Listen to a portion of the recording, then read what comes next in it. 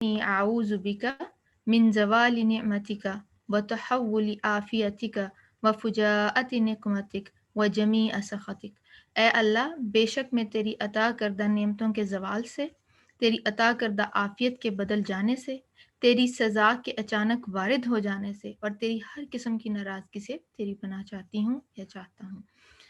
تو اللہ تعالیٰ سے کس بات کی ہم پناہ مانگ رہے ہیں؟ نعمت کا زوال۔ زوال کیا ہوتا ہے؟ ڈکلائن ہونا، کمی ہو جانا۔ نعمت آپ کے پاس موجود ہو لیکن آپ اس سے فائدہ نہ اٹھا سکیں۔ ایسے ہوتا ہے نا، انسان بعض دفعہ کچھ ایسی سکنس ہو جاتی ہے کہ ہر چیز موجود ہوتی ہے کھانے کی لیکن ڈاکٹر منع کر دیتے ہیں، حتیٰ کہ بعض بیماریوں میں پانی بھی پینے نہیں دیتے۔ تو وہ کیا ہوتا ہے؟ نعمت کا زوال ہو رہا ہوتا ہے۔ اور ہر مطلوب، انسان کو جس بھی چیز کی ضرورت ہے سروائیول کے لیے، زندہ رہنے کے لیے، کام کرنے کے لیے، وہ اللہ کی نعمت میں شمار ہوتا ہے۔ اس میں انسان بھی آ جاتے ہیں، اس میں ہمارے رشتے بھی آ جاتے ہیں، اس میں اللہ تعالیٰ کی مادی نعمتیں بھی آ جاتی ہیں، اس میں ہماری جسمانی صحت بھی آ جاتی ہے، دماغی صحت بھی آ جاتی ہے۔ ہر چیز جس کی انسان کو ضرورت ہے، جو انسان طلب کر سکتا ہے، وہ کیا ہے؟ اللہ تعالیٰ کی نعمت ہے۔ تو اپنے اگر ہم روزمرہ کی زندگی میں نظر ڈالیں تو صبح سے شام تک ہر چیز جو ہم اپنے کاموں کے لیے، اپنے آرام کے لیے، ہر چیز جو استعمال کر رہے ہوتے ہیں، وہ کیا ہے؟ اللہ تعالیٰ کی نعمت ہے۔ تو نعمت کا زوال، اس میں کمی ہونا، اس کے اندر جو ہے وہ اس کو انجوائے نہ کر سکنا، اس کا فائدہ نہ اٹھا سکنا۔ اور اس کو کیسے بچایا جا سکتا ہے؟ اللہ تعالیٰ کا بہت زیادہ شکر ادا کر کے، کیونکہ شکر کیا کرتا ہے؟ نعمت کو بچاتا ہے۔ وَتَحَوُّلِ عَافِيَتِكَ، اللہ تعالیٰ کی عافیت کے بدل جانے سے۔ عافیت کا بدلنا کیا ہوتا ہے؟ کبھی کبھی ایسا ہوتا ہے نا کہ رات میں ہم اچھے بھلے سوئے لیکن صبح اٹھے تو لگا کہ گلا خراب ہو رہا ہے، یا بہت سویر قسم کی الرجی ہو گئی ہے، یا بخار ہو گیا، یا اٹھ نہیں پا رہے، جسم کوارڈینیشن نہیں ہو رہی ہماری باڈی اور برین کے درمیان۔ تو جب تک ہم صحت اور تندرستی کی حالت میں رہتے ہیں، ہمیں وہ عافیت نہیں لگتی۔ ہم عافیت کن چیزوں کو سمجھتے ہیں؟ عافیت ہم کس کو کنسیڈر کرتے ہیں؟ آپ بتائیں، جب ہم عافیت کی بات کرتے ہیں تو کس چیز کو ہم عافیت سمجھتے ہیں؟ ہیلتھ، ویل بینگ، اور ہمارا جو ماحول ہے ارد گرد کا وہ خراب نہ ہو۔ پھر آپ دیکھیں جو اچانک آفات آتی ہیں، بیماریاں، وبائیں، زلزلے، بارشیں، طوفان، یہ سب کیا ہے؟ ان سے محفوظ رہنا کیا ہے؟ اللہ تعالیٰ کی جو ہے عافیت میں ہے، رہتے ہیں نا ہم، کہ سراؤنڈنگ میں کچھ بھی ہو رہا ہے لیکن ہم محفوظ ہیں۔ جیسے کیلیفورنیا میں جو فائر ہو رہی ہے، تو کیا وہ لوگ عافیت میں ہیں؟ اس آگ سے پریشانی ہے نا۔ اسی طرح جہاں پہ بہت زیادہ بارشیں ہو رہی ہیں اور وہ فائدہ مند ہونے کی بجائے، حالانکہ بارش پانی بہت فائدہ مند ہے، تو فائدہ مند ہونے کی بجائے اگر نقصان کی طرف جانا شروع ہو جائے تو اللہ تعالیٰ کی عافیت بدل گئی ہے۔ یعنی وہی چیزیں جو اللہ تعالیٰ انسان کو فائدہ دینے کے لیے دیتے ہیں، وہی کیا ہوتا ہے؟ چینج ہو کے انسان کے لیے نقصان کا باعث بھی بن جاتی ہیں۔ تو اس چیز سے بھی کہ ہم جو بھی اللہ کی نعمت استعمال کر رہے ہیں، جو بھی اللہ تعالیٰ کے ریسورسز ہم استعمال کر رہے ہیں، وہ ہمیں خیر و عافیت کے ساتھ رکھیں، ان کے اندر کوئی تبدیلی نہ ہو، صحت اور تندرستی بھی رہے، اور ان چیزوں کا ہم بہترین استعمال بھی کرتے رہیں۔ اور پھر کیا ہے؟ فجاعتی نکمتک، تیری سزا کے اچانک وارد ہو جانے سے۔ اب ہم صبح سے شام تک جب صبح اٹھتے ہیں تو کوئی ہم اپنا ایک ٹریک رکھتے ہیں کہ ہم کیا اچھا کر رہے ہیں، کیا برا کر رہے ہیں؟ ہمیں نہیں پتا ہوتا، ہم بس کرتے چلے جاتے ہیں۔ تو یہ تو اللہ تعالیٰ کی ہمارے اوپر رحمت ہے نا، کہ اللہ تعالیٰ فوراً پکڑ نہیں کر رہے۔ اللہ تعالیٰ ہمارے ساتھ ججمنٹل نہیں ہے کہ اس ٹائم تم نے یہ نماز کس طرح پڑھی، یا قرآن پڑھتے ہوئے تمہارے دماغ میں کیا خیال تھے، یا کوئی اور کام کرتے ہوئے ہم کیا سوچ رہے ہیں اور کیا کر رہے ہیں، یا ہمارے معاملات کیسے ہیں۔ ہم ایسے اس پہ اللہ تعالیٰ پکڑ تو نہیں کر رہے نا۔ تو اور اس کو اگر ہم دنیاوی طور پہ ریلیٹ کریں، ایک تو وہ اللہ تعالیٰ ہمیں چھوٹ دے رہے ہیں، دوسرے آپ دیکھیں کہ جب کسی کی پکڑ ہونے لگتی ہے، استغفر اللہ، اللہ سبحانہ تعالیٰ سب کو اپنی عافیت میں رکھیں، بڑی بڑی جو ہیں شہر ختم ہو جاتے ہیں، اور جو آفات آتی ہیں وہ بہت زیادہ نقصان پہنچاتی ہیں۔ خدا نہ خواستہ کسی کا کوئی ایکسیڈنٹ ہو جائے، بعض دفعہ یہ ہوتا ہے گاڑی ٹوٹل ہو گئی لیکن بندہ صحیح سلامت ہے، اور بعض دفعہ ایسے ہوتا ہے کہ گاڑی انٹیکٹ ہے لیکن بندہ نہیں رہا۔ تو یہ ساری کیا ہوتی ہیں؟ اللہ سبحانہ تعالیٰ کی طرف سے وارننگز ہوتی ہیں، سائنز ہوتے ہیں، اللہ تعالیٰ ہمیں جھنجھوڑ ہوتے ہیں۔ تو کیا ہے؟ مانگا کہ اللہ تعالیٰ جو ہے اچانک جو وارد ہو جانے کی جو اللہ تعالیٰ کی سزا ہے اس سے بچا کے رکھیں. وَجَمِيعِ سَخَطِكَ، اور اللہ تعالیٰ کی ہر طرح کی ناراضگی سے. کیا بینگ ہیومن، اللہ تعالیٰ کے بندے ہونے کے ناطے، کیا ہم اللہ تعالیٰ کی ناراضگی افورڈ کر سکتے ہیں؟ بالکل بھی نہیں نا. تو سخت غصے کا بہت مطلب جو درجہ ہوتا ہے وہ ایک غصے کا ایک درجہ ہے سخت. تو اللہ تعالیٰ کی ناراضگی کسی بھی قسم کی تھوڑی زیادہ، ہمیں اللہ تعالیٰ کی رحمت چاہیے. تو کبھی ہم دعاؤں میں رحمت مانگ لیتے ہیں اور کبھی اللہ تعالیٰ کی ناراضگی سے بچنے کے لیے بھی یہ دعا کرنی چاہیے ہمیں. تو اوور آل کیا ہے کرنے کا کام ہمارا کہ اللہ تعالیٰ کی نعمتوں کو ہم نے شکر کے ساتھ استعمال کرنا ہے تاکہ ان کے اندر زوال نہ ہو. نعمت کا درست استعمال کرنا ہے تاکہ وہ ہمارے لیے اور دوسروں کے لیے فائدہ مند ہو. ہمارا جو ماحول ہے اس میں ہمیں کیا رہے، عافیت رہے. تحول حال سے ہے نا کہ تبدیلی نہ آ جائے جو ہماری چیزیں ہیں، اور جب کہیں تبدیلی آنے لگے تو پھر ہم غور کریں کہ ہم کہاں پہ کمی اور کوتاہی کر رہے ہیں اور پھر اس کی اصلاح کریں، اور اللہ تعالیٰ کے ہر طرح کے غصے سے اللہ تعالیٰ کی پناہ میں آئیں اور اللہ تعالیٰ کی رحمت کے امیدوار ہوں. امید ہے کہ آپ کو دعا سمجھ میں آئی ہوگی. کوئی کویسچن اگر آپ کے ذہن میں آتا ہے تو آپ پوچھ سکتے ہیں. کلیئر ہے؟ الحمدللہ. اور آپ دیکھیں کہ مسنون دعاؤں کی خوبصورتی کیا ہے. ہم انسان ہوتے ہوئے شاید ان چیزوں کی طرف ہمارا دھیان نہ جائے، لیکن اللہ کے نبی کریم صلی اللہ علیہ وسلم نے ہمیں ہر چیز کی دعا جو ہے بہت احسن طریقے سے خوبصورتی کے ساتھ خوبصورت الفاظ میں ہمیں بتائی ہے. تب ہمارا کرنے کا کام کیا ہے، جیسے جیسے دعائیں ہمیں آ رہی ہیں ہم انہیں کر رہے ہیں، ہم یاد کرتے جائیں اور اپنی روٹین میں ان کو شامل کرتے رہیں. اللہ سبحانہ تعالیٰ ہمیں اپنی نعمتوں کا بہترین استعمال کرنے والا بنائے اور ہمیں اپنی عافیت میں رکھیں ہمیشہ. جزاکم اللہ خیرا کثیرا، بارک اللہ فیکم. انشاءاللہ ان منٹ اور ٹو استاذہ کا جیسے ہی سیشن سٹارٹ ہوتا ہے ہم کنیکٹ کریں گے. مین وائل آپ لوگ اپنے نوٹس، اپنے پین پیپر، اپنے جہاں پہ بھی نوٹس لینے ہیں وہ ریڈی کر لیں اور اللہ تعالیٰ سے عافیت کی دعا کریں. السلام علیکم ورحمۃ اللہ وبرکاتہ.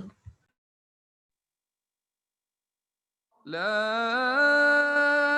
إله إلا الله العظيم الحليم. لا إله إلا الله رب العرش العظيم. لا إله إلا الله رب السماوات ورب الأرض ورب العرش الكريم. لا إله إلا الله العظيم الحليم. لا إله إلا الله رب العرش العظيم. لا إله إلا الله رب السماوات ورب الأرض ورب العرش الكريم. لا إله إلا الله العظيم الحليم. لا إله إلا الله رب العرش العظيم. لا إله إلا الله رب السماوات ورب الأرض ورب العرش الكريم. سبحان الله وبحمده عدد خلقه ورضا نفسه وزنة عرشه ومداد كلماته. سبحان الله وبحمده عدد خلقه ورضا نفسه وزنة عرشه ومداد كلماته. سبحان الله وبحمده عدد خلقه ورضا نفسه وزنة عرشه ومداد كلماته. سبحان الله والحمد لله ولا إله إلا الله والله أكبر. الله أكبر الله أكبر الله أكبر. لا إله إلا الله.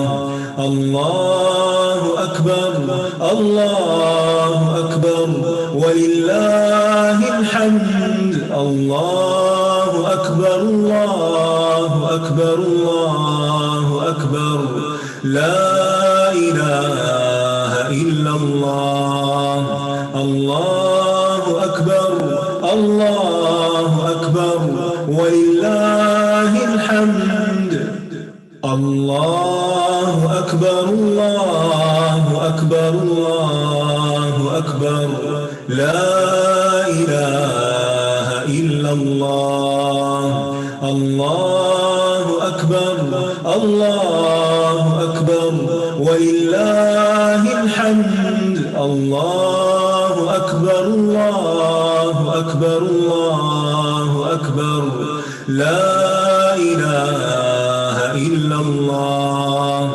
الله أكبر الله أكبر ولله الحمد الله أكبر الله أكبر الله أكبر لا إله إلا الله الله أكبر الله أكبر ولله الحمد الله أكبر الله أكبر الله أكبر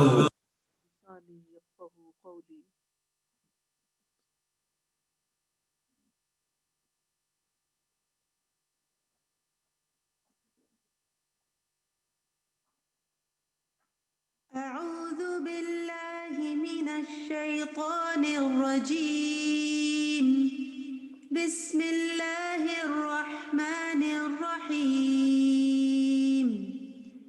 الحمد لله رب العالمين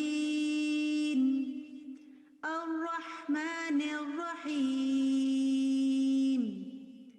مالك يوم الدين إياك نعبد وإياك نستعين اهدنا الصراط المستقيم صراط الذين أنعمت عليهم غير المغضوب عليهم ولا الضالين.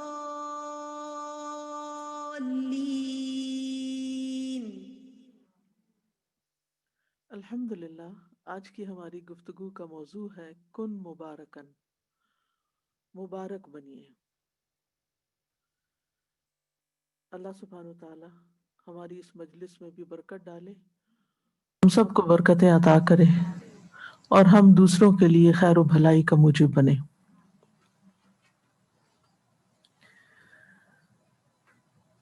حقیقت یہ ہے کہ ہم میں سے ہر شخص یہ شوق رکھتا ہے، یہ امید رکھتا ہے، یہ تمنا رکھتا ہے کہ ہم مبارک بنیں، ہم میں برکتیں ہوں، ہمارے گھر والوں میں برکتیں ہوں، ہماری رزق روزی میں برکت ہو، ہماری اولاد میں برکت ہو، ہمارے کام میں برکت ہو۔ لیکن یہ کس طرح ممکن ہے؟ یہ کیسے ہو سکتا ہے؟ اس کے لیے کیا کیا جائے کہ ہم جہاں کہیں بھی ہوں بابرکت ہوں؟ جیسا کہ اللہ سبحانہ وتعالی نے مسیح علیہ السلام کے بارے میں کہا تھا، سورۃ مریم میں اللہ تعالیٰ کا ارشاد ہے،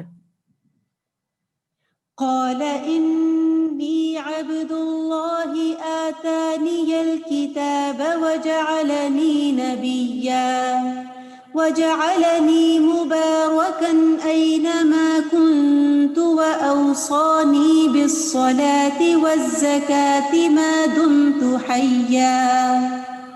اس نے کہا بے شک میں اللہ کا بندہ ہوں، اس نے مجھے کتاب دی اور مجھے نبی بنایا اور مجھے بابرکت بنایا جہاں بھی میں ہوں، جہاں بھی ہوں، گھر میں ہوں، گھر کے باہر ہوں، بابرکت ہوں، اور مجھے نماز اور زکوٰۃ کی وصیت کی جب تک میں زندہ رہوں۔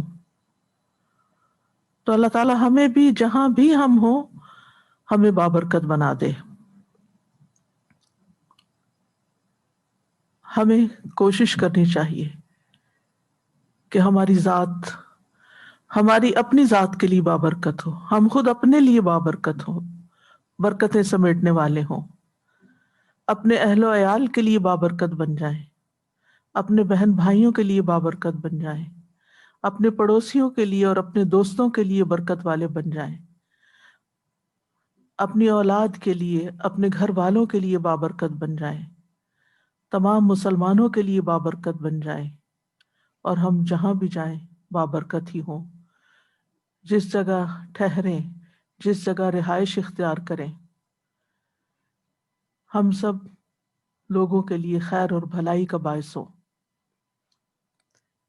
اور اس کے لیے ہم اپنے آپ سے سوال کریں کہ ہم جہاں بھی گئے لوگوں نے ہم سے کیا فائدہ اٹھایا، ہم نے دوسروں کو کتنا فائدہ پہنچایا، کیا ہم نے کسی ضرورت مند کی ضرورت کو پورا کیا، کیا ہم نے کسی دکھی کا دکھ بانٹا، کیا ہم نے کسی کو صلہ رحمی پر ابھارا، کیا ہم نے کسی نوجوان کو والدین کی فرما برداری اور اطاعت پر قائل کیا،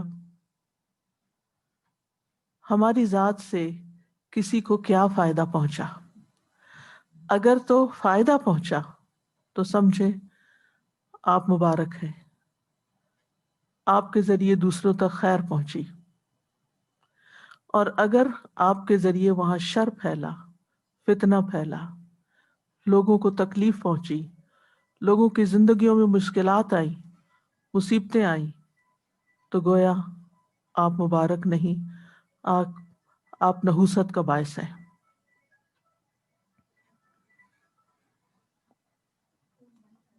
ہر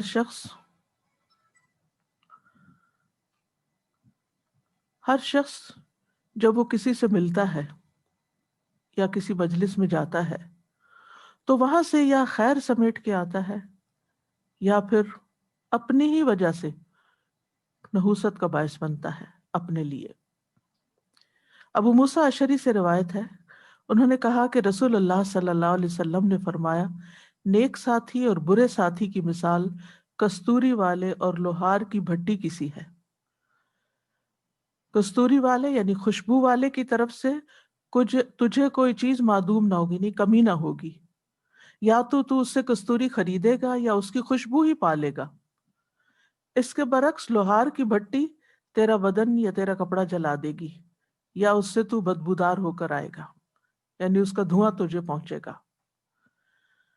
تو جہاں تک خوشبو لینے والے کا تعلق ہے یا جس سے خوشبو ملی آپ کو، تو وہ بابرکت ہے، مبارک ہے، اور جو بھٹی پھونکنے والا ہے تو وہ نحوست والا ہے، یعنی اس سے لوگوں کو دھواں ہی پہنچتا ہے اور اس سے لوگوں کو تکلیف ہی پہنچتی ہے۔ تو ہمیں یہ دیکھنا چاہیے کہ ہم بھٹی جھونکنے والے ہیں، فتنے کی آگ بھڑکانے والے ہیں، لوگوں کو بدمزہ کرنے والے ہیں، لوگوں کو ہرٹ کرنے والے ہیں، یا انہیں کوئی خیر پہنچانے والے ہیں۔ کیونکہ بعض اوقات ہم اپنی باتوں کے ذریعے، ہم اپنے ایکشنز کے ذریعے، ہم اپنے جیسچرز کے ذریعے، ہم اپنی باڈی لینگویج کے ذریعے دوسروں کو تکلیف دے رہے ہوتے ہیں، کبھی ٹانٹ کر کے، کبھی مذاق اڑا کے، کبھی تانا دے کے، کبھی باتیں سنا کے، کبھی کسی طرح، کبھی چلا کے، شاؤٹ کر کے ہم دوسروں کے ساتھ کیا معاملہ کرتے ہیں۔ جس محفل میں ہم ہوتے ہیں وہاں خوشبو پھیلتی ہے یا وہاں ہماری وجہ سے کوئی فتنہ پھیلتا ہے۔ تو اس لیے بہت ضروری ہے کہ ہم جانیں کہ ہم بابرکت کیسے بن سکتے ہیں۔ اس سے پہلے کہ ہم آگے بڑھیں، ہمیں برکت کا معنی اور مفہوم بھی اچھی طرح سمجھ لینا چاہیے۔ برکت کا لفظ با را کاف سے ہے۔ برک البعیر کا معنی ہے اونٹ اپنے گھٹنے رکھ کر بیٹھ گیا، یعنی گھٹنے ٹکا کے بیٹھ گیا۔ اور عربوں کے ہاں جس گھر میں اونٹ ہوتا تھا یا اونٹنی ہوتی تھی وہاں خیر و بھلائی ہوتی تھی، ان کی زندگی آسان ہو جاتی تھی۔ تو برکت کا معنی ہوتا ہے کسی چیز میں خیر الہی کا ظاہر ہونا، کسی چیز کے اندر خیر ظاہر ہونا، اور مبارک وہ چیز ہوتی ہے جس میں خیر و برکت پائی جاتی ہے، جس کے اندر خیر ہوتی ہے. مبارک کیا چیز ہے؟ جس کے اندر خیر ہوتی ہے. اور برکت کا لفظی معنی ہوتا ہے بڑھنا اور زیادہ ہونا، بھلائی کا ثابت ہونا اور ہمیشہ قائم رہنا. یعنی یہ نہیں کہ ٹیمپرریلی وقتی طور پر کسی کے ساتھ مسکرا کے ملے اور اوپر اوپر سے کچھ خوش آمد کر دی اور ہم سمجھے کہ ہم بابرکت ہو گئے. نہیں، یہ اندر سے پھوٹتی، اس کی جڑیں اندر ہوتی، دل کے اندر ہوتی، گہرائی میں ہوتی ہیں. جب دل کے اندر کوئی، آپ کے دل کے اندر دوسروں کے لیے، تمام انسانوں کے لیے خیر و بھلائی ہوتی ہے، تو پھر آپ کی وہ سیکنڈ نیچر بن جاتی ہے. آپ جس سے بھی ملتے ہیں، جس کے ساتھ بھی معاملہ کرتے ہیں، چاہے وہ کسی شاپ میں ہو، چاہے وہ کسی ٹیکسی میں، اوبر میں جا رہے ہوں، ٹیکسی ڈرائیور ہو، کوئی بھی ہو، کوئی انسان جان پہچان کا یا نہیں جان پہچان کا. اور آپ نے دیکھا ہوگا کہ دونوں طرح کے لوگ ہوتے ہیں. کچھ لوگ ہوتے ہیں جس کے ساتھ معاملہ کرے اچھا ہی کرتے ہیں، اور کچھ لوگ ہوتے ہیں کہ جب وہ کسی کے ساتھ بھی معاملہ کرے تو لڑائی جھگڑے فتنے فساد کا ہی کرتے ہیں. کچھ سن کے آتے ہیں، کچھ سنا کے آتے ہیں، کچھ وہاں فساد پھیلا کے آتے ہیں، پھر وہاں سے نکل جاتے ہیں، پھر کہیں اور پہنچ جاتے ہیں، پھر وہاں فساد پھیلاتے ہیں، پھر کہیں اور، یعنی جہاں جاتے ہیں فساد ساتھ لے کے جاتے ہیں. اور کچھ لوگ ہوتے ہیں جہاں جاتے ہیں اصلاح ساتھ لے کے جاتے ہیں، وہ وہاں کے روٹھے ہوئے ٹوٹے ہوئے لوگوں کو باہم جوڑ دیتے ہیں، ان کے اندر باہم محبتیں پیدا کر دیتے ہیں. تو یہ اضافے اور یعنی خیر میں اضافہ کرنے کے معنوں میں بھی آتا ہے، اور پھر اس کا قائم رہنا، یعنی کوئی وقتی طور پر کسی چیز سے متاثر ہوا اور وہ ہوئی اور اس کے بعد ختم ہو گئی. اور یہ بھی یاد رکھیے کہ برکت کا تعلق صرف مال سے نہیں ہوتا. عام طور پر ہم برکت کس معنی میں لیتے ہیں؟ مال میں، یعنی یہ چیز بہت بابرکت ہے. برکت وقت میں بھی ہوتی ہے، عمر میں ہوتی ہے، اولاد میں بھی برکت ہوتی ہے، ازواج میں بھی ہوتی ہے. بیوی یا شوہر ایک دوسرے کے لیے بابرکت ہوتے ہیں. اور پھر جسم کے اندر کیا ہوتی ہے کہ اللہ تعالیٰ جسم کو صحت مند اور عافیت کے ساتھ رکھے. اولاد کی برکت کیا ہے کہ اولاد کو اللہ تعالیٰ نیک بنائے.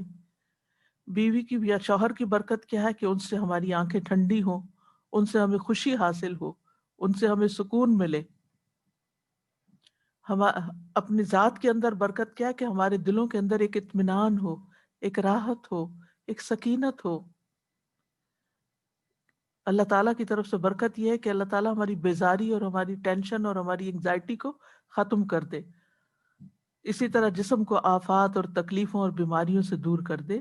یہ ساری کی ساری برکتیں ہی ہوتی ہیں. اور عمر کی برکت کیا ہے کہ انسان اپنی زندگی میں بہت سے نیکی کے کام کر جائے اور بہت لوگوں کو فائدہ پہنچا جائے. اور وقت کی برکت کیا ہے کہ انسان تھوڑے وقت میں بھی بہت سا خیر کا کام کر لے، بہت سی نیکی کے کام کر لے، اس کا وقت اور زندگی ضائع ہونے سے بچ جائے. پھر اسی طرح کچھ جگہیں بابرکت ہوتی ہیں، جیسے بیت اللہ، حرم شریف، مدینہ، مسجد نبوی.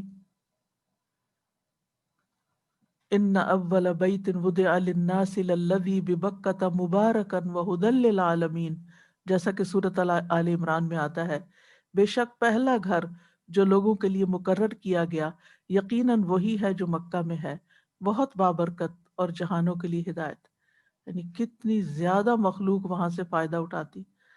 کیا فائدہ ہوتا ہے؟ اب ذرا برکت کا معنی سمجھیے. وہاں جا کے آپ ایک نماز پڑھتے ہیں، 1,00,000 نمازوں کا سب. یہ ہے برکت، اس کو کہتے ہیں برکت. نماز وہی ہے جو آپ اپنے گھر میں بھی پڑھتے ہیں، لیکن آپ نے وہاں جا کے پڑھی، وہ جگہ بابرکت ہے. آپ کی ایک نماز 1,00,000 کے برابر لکھی گئی. یہ ایسے ہی ہے کہ آپ کو یعنی کہ آپ کہیں بزنس کرتے ہیں تو آپ کو 1% پروفٹ ہوتا ہے، اور کہیں کرتے ہیں تو آپ کو 100,000% پروفٹ ہو جائے. تو وہ بزنس آپ کے لیے بہت بابرکت ہوا، جس میں آپ کا پروفٹ بڑھ گیا. اسی طرح مکہ کے علاوہ مدینہ کی بھی برکتیں ہیں. رسول اللہ صلی اللہ علیہ وسلم نے دعا کی تھی، اے اللہ، تیرے خلیل اور تیرے بندے اور تیرے نبی ابراہیم علیہ السلام نے تجھ سے اہل مکہ کے لیے دعا مانگی تھی، اور میں محمد جو کہ تیرا بندہ، تیرا نبی اور تیرا رسول ہے، میں تجھ سے اہل مدینہ کے لیے اسی طرح دعا مانگ رہا ہوں جیسی ابراہیم علیہ السلام نے اہل مکہ کے لیے مانگی۔ ہم تجھ سے مانگتے ہیں کہ تو انکسا یعنی پیمانے، مد یہ بھی پیمانہ ہے، اور پھلوں میں برکت عطا فرما۔ اے اللہ ہماری نظروں میں مدینہ کو بھی اسی طرح محبوب بنا دے جیسے مکہ مکرمہ کی محبت ہمیں عطا فرمائی، اور یہاں کی وباؤں کو خم کی طرف منتقل کر دے۔ اے اللہ میں مدینہ کے دونوں کناروں کے درمیان کی جگہ کو حرم قرار دیتا ہوں جیسے تو نے ابراہیم علیہ السلام کی زبانی مکہ مکرمہ کو حرم قرار دیا۔ تو حرم سارے کا سارا مکہ کا ہو یا مدینہ کا ہو، یہ دونوں ہی بابرکت جگہ ہیں، کیونکہ حرم میں پڑھی ہوئی نماز بعض علماء کے نزدیک صرف مسجد حرام کے اندر نہیں، حرم میں جس جگہ بھی آپ نماز پڑھیں گے آپ کو لاکھ نمازوں کا ثواب ملے گا۔ ہاں مسجد میں آپ پڑھتے ہیں تو مسجد کی نماز 27 گنا زیادہ ہے، لہٰذا وہ 27 لاکھ بن جائے گا، یعنی اور زیادہ فائدہ ہوگا۔ لیکن اگر آپ مسجد کے باہر پڑھتے ہیں تب بھی نمازوں کا اجر و ثواب زیادہ ہے۔ اسی طرح وہاں کے صدقہ خیرات کا ثواب، وہاں کے ذکر اذکار کا، طواف، نیکیوں کا موقع، یہ آپ کو دنیا میں اور کس جگہ مل سکتا ہے؟ کسی اور جگہ یہ برکتیں نہیں ہیں۔ پھر اسی طرح لاکھوں لوگ ہوتے ہیں لیکن کھانے پینے کی کوئی چیز کم نہیں پڑتی، شارٹیج نہیں ہوتی، ہر چیز ہر ایک کو میسر آ جاتی ہے۔ پھر اسی طرح موسیٰ علیہ السلام کی طرف جس جگہ پر وحی کی گئی تھی اس کو بھی اللہ تعالیٰ نے بابرکت قرار دیا۔ سورۃ القصص میں آتا ہے فی البقعۃ المبارکۃ من الشجرہ، کہ اس بابرکت قطعے میں ایک درخت سے آواز دی گئی، یعنی وہ بابرکت علاقہ تھا جہاں ایک درخت تھا، اس درخت سے آواز دی گئی۔ پھر اسی طرح اللہ تعالیٰ نے زیتون کے درخت کو مبارک درخت کا نام دیا ہے۔ سورۃ النور میں آتا ہے یوقد من شجرۃ مبارکۃ زیتونۃ لا شرقیۃ ولا غربیہ، وہ چراغ ایک مبارک درخت زیتون سے روشن کیا جاتا ہے جو نہ مشرقی ہے نہ مغربی۔ اور اس کی برکت بھی آپ کو معلوم ہے زیتون کے درخت کی، کہ اس کی چھال، کھال، اس کا پھل، اس کی گٹلی، اس کے پتے، ہر چیز بے پناہ فائدے کی ہے، خیر ہی خیر پھوٹتی ہے اس کے اندر سے۔ اسی طرح آسمان سے نازل ہونے والی بارش کو بابرکت قرار دیا گیا۔ سورۃ قاف میں آتا ہے وَنَزَّلْنَا مِنَ السَّمَاءِ مَاءً مُبَارَكًا، اور ہم نے آسمان سے ایک بہت بابرکت پانی اتارا۔ اب برکت کا معنی سمجھ رہے ہیں نا آپ، یعنی کہ زیتون کے درخت کی کیا کیا برکتیں ہیں، اب اس پانی کی کیا ہے۔ سبحان اللہ، جب یہ پانی مری ہوئی زمین کے اوپر پڑتا ہے تو زمین کس طرح ہری ہو جاتی، اس میں انسانوں کی خوراک اور اس میں جانوروں کی خوراک، اور اس سے پوری فضا دھل جاتی ہے اور ہر چیز کے اندر ایک خوبصورتی آ جاتی ہے، اور ایک زمین اپنے خزانے اگلنے لگتی ہے۔ یعنی ایک آرٹیفیشل طریقے سے آپ اریگیشن کرتے ہیں تو اس کے اور اثرات ہوتے ہیں، لیکن آسمان سے جو پانی اترتا ہے، یعنی مثلاً آپ نے اگر کسی ایسے علاقے میں رہائش اختیار کی ہو جہاں بارشیں کم ہوتی ہیں تو وہاں لوگ اپنے گارڈنز وغیرہ کو ویسے پانی لگاتے رہتے ہیں، تو ان پودوں کا جو رنگ ہوتا ہے اس کی وہ خوبصورتی نہیں ہوتی، لیکن اگر ایک بارش ہو جائے تو اس کے بعد وہی پودے لش گرین نظر آتے ہیں، یعنی ان کا رنگ ہی بدل جاتا ہے، ان کا روپ بدل جاتا ہے۔ یہ برکت ہے، یہ اس پانی کی برکت ہے جو اوپر سے آیا ہے، ورنہ پانی تو وہ پانی بھی ہے جو زمین سے نکلتا ہے یا دریاؤں کی شکل میں بہتا ہے۔ تو یہ ہوتی ہے برکت کہ کسی چیز، ایک ہی چیز ہے، پانی کے نام سے پانی ہے، لیکن ایک کی خیر کچھ اور ہے اور ایک کی خیر کچھ اور۔ ایسے ہی بندوں میں سے کچھ بندوں کی خیر اور طرح کی ہوتی ہے اور کچھ بندوں کی خیر اور طرح کی ہوتی ہے، کوئی برکت میں زیادہ ہوتا ہے، کوئی برکت میں کم ہوتا ہے۔ اسی طرح قرآن جس رات اترا وہ رات بھی بابرکت ہے۔ سورۃ الدخان میں اللہ تعالیٰ فرماتے ہیں إِنَّا أَنزَلْنَاهُ فِي لَيْلَةٍ مُبَارَكَةٍ، بے شک ہم نے اسے ایک بہت بڑی برکت والی رات میں اتارا۔ ایک اور جگہ پر آتا ہے اِنَّا أَنزَلْنَاهُ فِي لَيْلَةِ الْقَدْرِ، لیلۃ القدر کی کیا برکت ہے سوچئے. وہ ایک رات، وما ادراک ما لیلۃ القدر لیلۃ القدر خیر من الف شہر، یہ ہے برکت. اس ایک رات کی آپ عبادت کرتے ہیں، 1000 مہینوں کی عبادت سے اس کا اجر بڑھ جاتا ہے. یعنی اگر 1000 مہینے آپ عبادت کرتے رہے اور کون کر سکتا ہے؟ 1000 مہینے 80 پلس کچھ ایئرز بنتے ہیں. 80 پلس ایئرز تو زندگی بھی نہیں ہوتی ہماری. بہت کم لوگ، کیونکہ نبی صلی اللہ علیہ وسلم کی امت کی عمریں جو ہے 60 اور 70 کے بیچ میں ہیں جو ایوریج ہے، اور بہت کم لوگ 70 سے اوپر جاتے ہیں. تو 80 سے اوپر تو بہت ہی کم، اور اگر جائیں بھی تو اپنا بھی ہوش نہیں رہتا کیا عبادت کرنی، عبادت کس طرح کی ہوگی. لیکن اگر کسی کو وہ ایک رات نصیب ہو جاتی، ایک رات، تو وہ اتنا بڑا اجر کما لیتا. اور جس کو ہر سال وہ نصیب ہو وہ کتنا بڑا خوش قسمت ہوگا.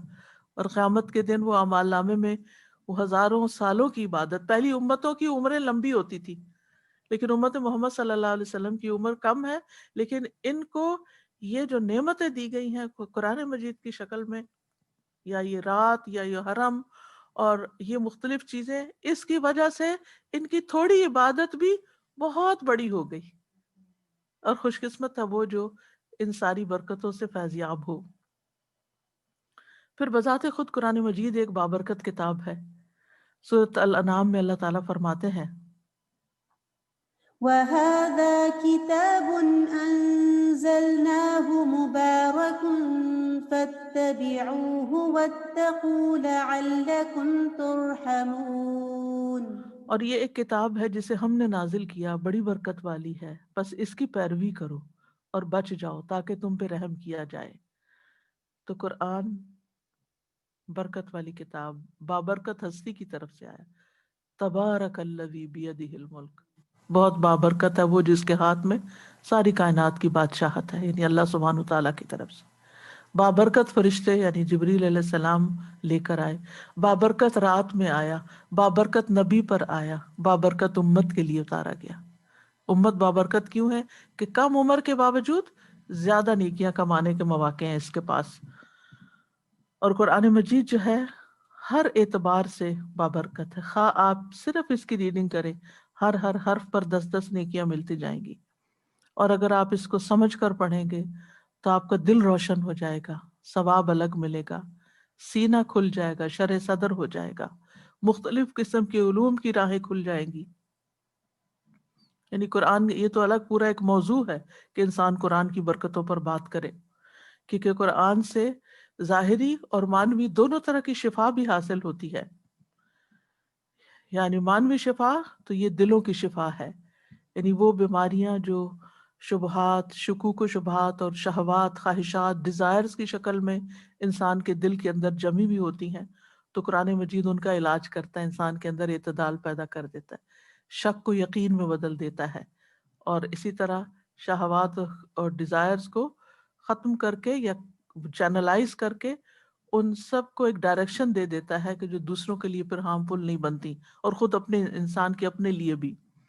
انسان کے اندر اخلاص کا جذبہ پیدا ہو جاتا ہے جس سے انسان کی شہوات کا علاج ہوتا ہے. اور کتنے ہی لوگ ایسے ہیں کہ جو صرف اس کے کلام کے پڑھنے سے شفا پاتے ہیں، یعنی جیسے دم وغیرہ ہوتا ہے اور جنات اور خبیث ارواح جو ہے ان کو بھگایا جاتا ہے، یا کئی ایسی بیماریاں جو لا علاج ہوتی ہیں جن کو کوئی میڈیکل سائنس ڈائگنوز بھی نہیں کر پاتی، ان بیماریوں کا علاج بھی قرآن مجید کے اندر ہے. اور ظاہری شفا میں جو ظاہری بیماریاں انسان کے اندر ہوتی ہیں، یعنی لا علاج مریض بعض اوقات قرآن کے ذریعے شفا پا جاتے ہیں، اس کو پڑھنے کے ذریعے، اس کے دم کے ذریعے، مختلف طریقے سے جو علاج کیے جاتے ہیں. پھر اسی طرح نبی صلی اللہ علیہ وسلم کی ذات بابرکت تھی، آپ کے اندر اللہ نے آپ میں خاص برکت ڈالی، اور اسی وجہ سے صحابہ جو تھے وہ آپ کی برکت حاصل کرنے کا بڑا شوق رکھتے تھے. وہ آپ کا پسینہ اکٹھا کرتے، آپ کا لعاب لیتے، اور ایک ایک چیز میں آپ جو تعلیم دیتے ان سب چیزوں کا وہ شوق رکھتے تھے، کیونکہ انہیں پتا تھا کہ اس میں برکت ہے. اور اس میں ہم نبی صلی اللہ علیہ وسلم کے جب معجزات پڑھتے ہیں سیرت کی کتابوں میں تو اس میں آپ دیکھیں کہ حدیبیہ کے موقع پر ہی 1400 لوگوں کے لیے جو پانی کی کمی ہوئی تو کس طرح آپ نے اپنا یعنی کہ لعاب ڈال کے پانی کے اندر اس کو ڈالا، جب تو سب لوگ سیراب ہو گئے. تفصیلات آپ کو معلوم ہیں. پھر اسی طرح ایک موقع آپ نے اپنا ہاتھ پانی کے اندر رکھا تو یوں لگ رہا تھا جیسے انگلیوں کے اندر سے پانی نکل رہا ہے، اس پانی کی کمی پوری ہو گئی.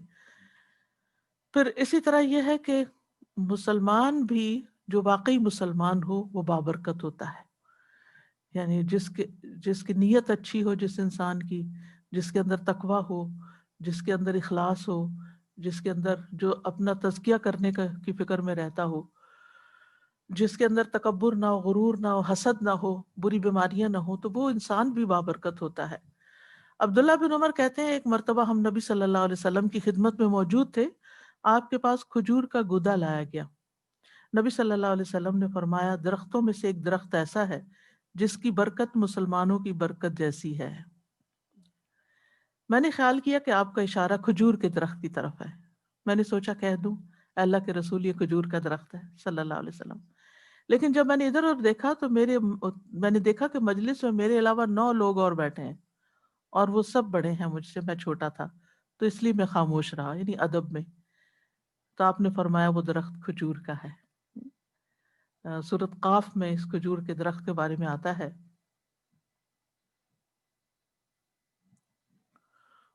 وَالنَّخْلَ بَاسِقَاتٍ لَهَا طَلْعٌ نَضِيدٌ، اور کھجور کے درخت لمبے لمبے جن کے تہ بتہ خوشے ہیں.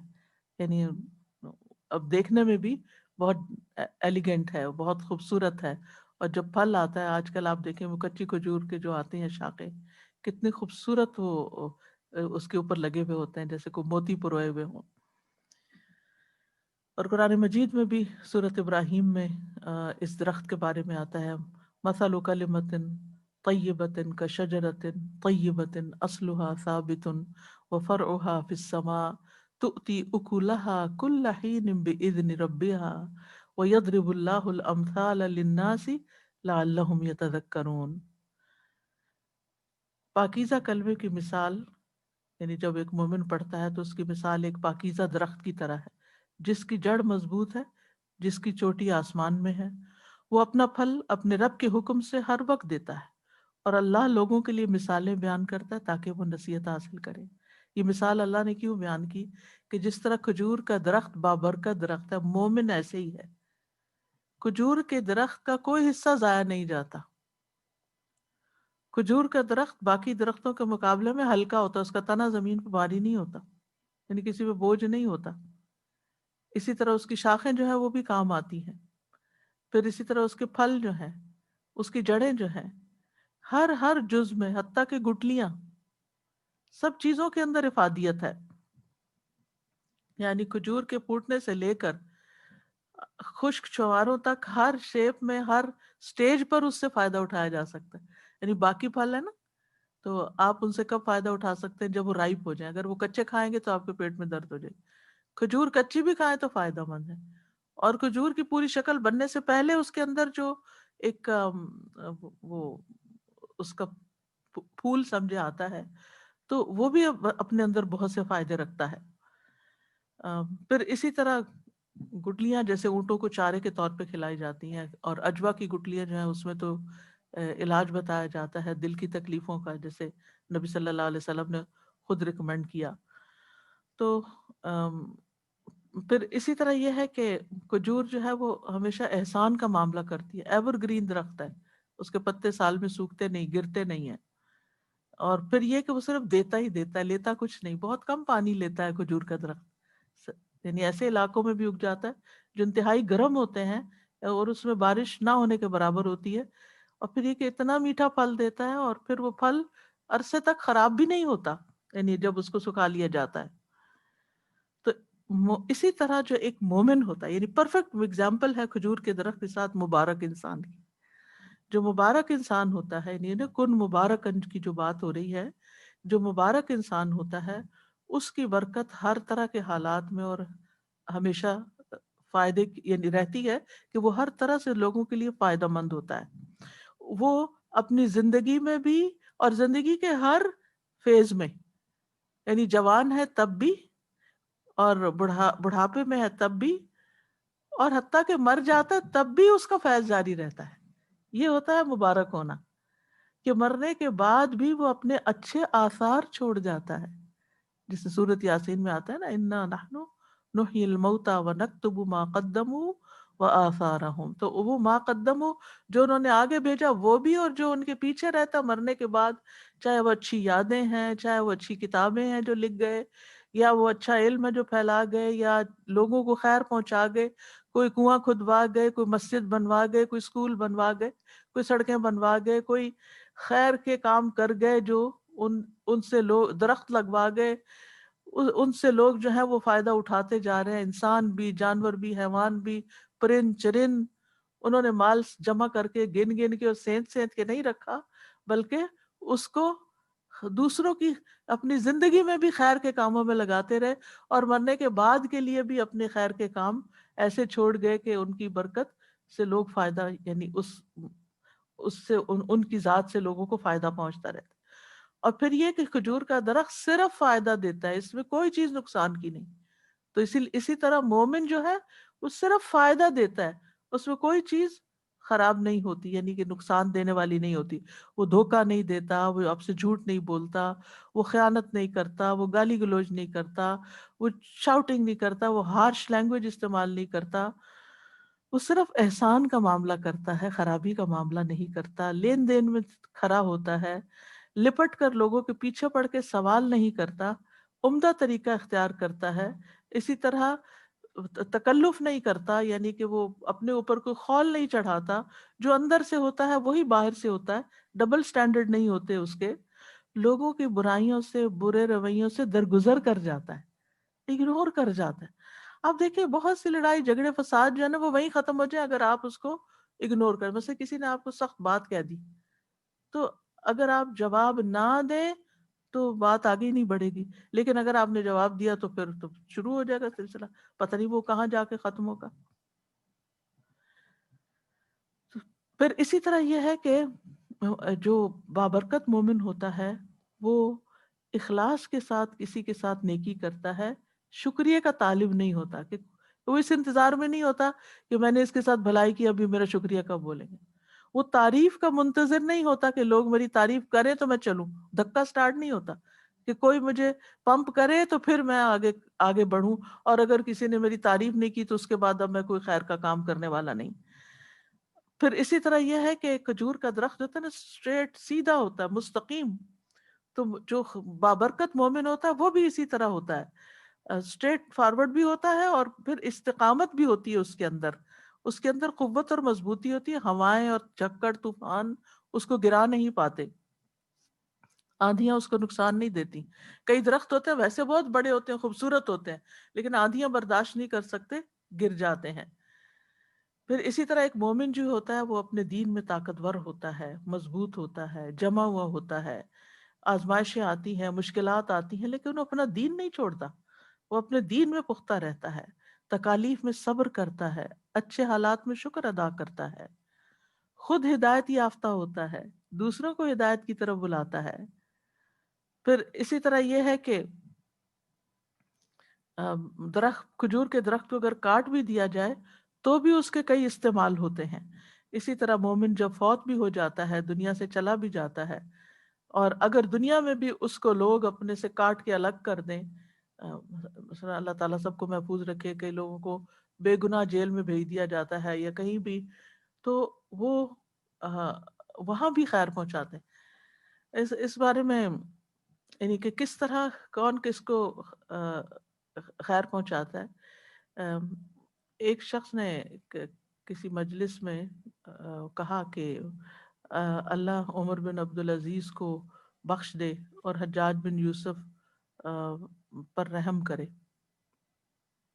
انہوں نے کہا کہ تم نے یہ کہا کہ عمر بن عبدالعزیز وہ تو اتنے خلیفہ راشد تھے، اور حجاج بن یوسف تو بڑا ظالم تھا، تو تم ایک کو کس طرح کی دعا دے رہے اور ایک کو کس طرح. تو کہنے لگے کہ ہم فلاں جزیرے کے رہنے والے لوگ ہیں، وہاں انہوں نے عمر بن عبدالعزیز نے ہمارے لیے جو گورنر مقرر کیا وہ ہم پر بڑی سختی کرتا تھا اور ہمارے لیے بڑی مشکلات اس نے کھڑی کر دی، تو اس لیے ہم کہتے ہیں کہ اللہ عمر بن عبدالعزیز کو بخش دے. یعنی بظاہر ایک نیک انسان اور نیک نیتی کے ساتھ ہی، لیکن آپ کسی گارنٹی نہیں دے سکتے کہ آپ کسی کام پر کسی کو مقرر کر رہے ہیں تو وہ آپ کی مرضی کے مطابق ہی چلے. اس کی اپنی بھی ذات اور شخصیت ہوتی ہے جس کے مطابق وہ چیزیں کر رہا ہوتا ہے. اور حجاج بن یوسف نے نیک لوگوں کو سزا دینے کے لیے اس جزیرے میں بھیجا تو فلاں ہمارے پاس آیا اور اس نے اتنا دین سکھایا، خیر پھیلائی کہ ہم سب دین سے مستفید ہو گئے. تو اس لیے اس نے بظاہر تو ایک طرح سے وہ اچھا کام نہیں کیا، لیکن ہمارے حق میں وہ بڑا بہتر ہو گیا. تو ایسا ہوتا ہے کہ مومن جو ہوتا ہے نا، وہ جہاں بھی جاتا ہے، جس بھی ماحول میں ہوتا ہے، جس بھی مجلس میں ہوتا ہے، یہ نہیں کہ وہ کچھ لوگوں کے سامنے اچھا ہوتا ہے اور اگر وہ لوگ نہ ہوں تو پیچھے غیبتیں بھی کرتا ہے اور چگلیاں بھی کرتا ہے.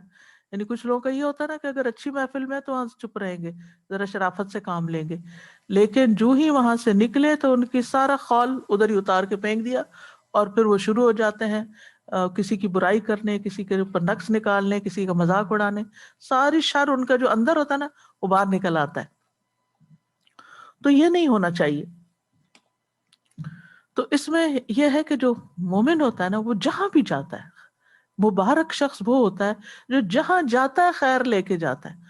وہ وہاں کسی نہ کسی کو کوئی نہ کوئی فائدہ پہنچا کے آتا ہے.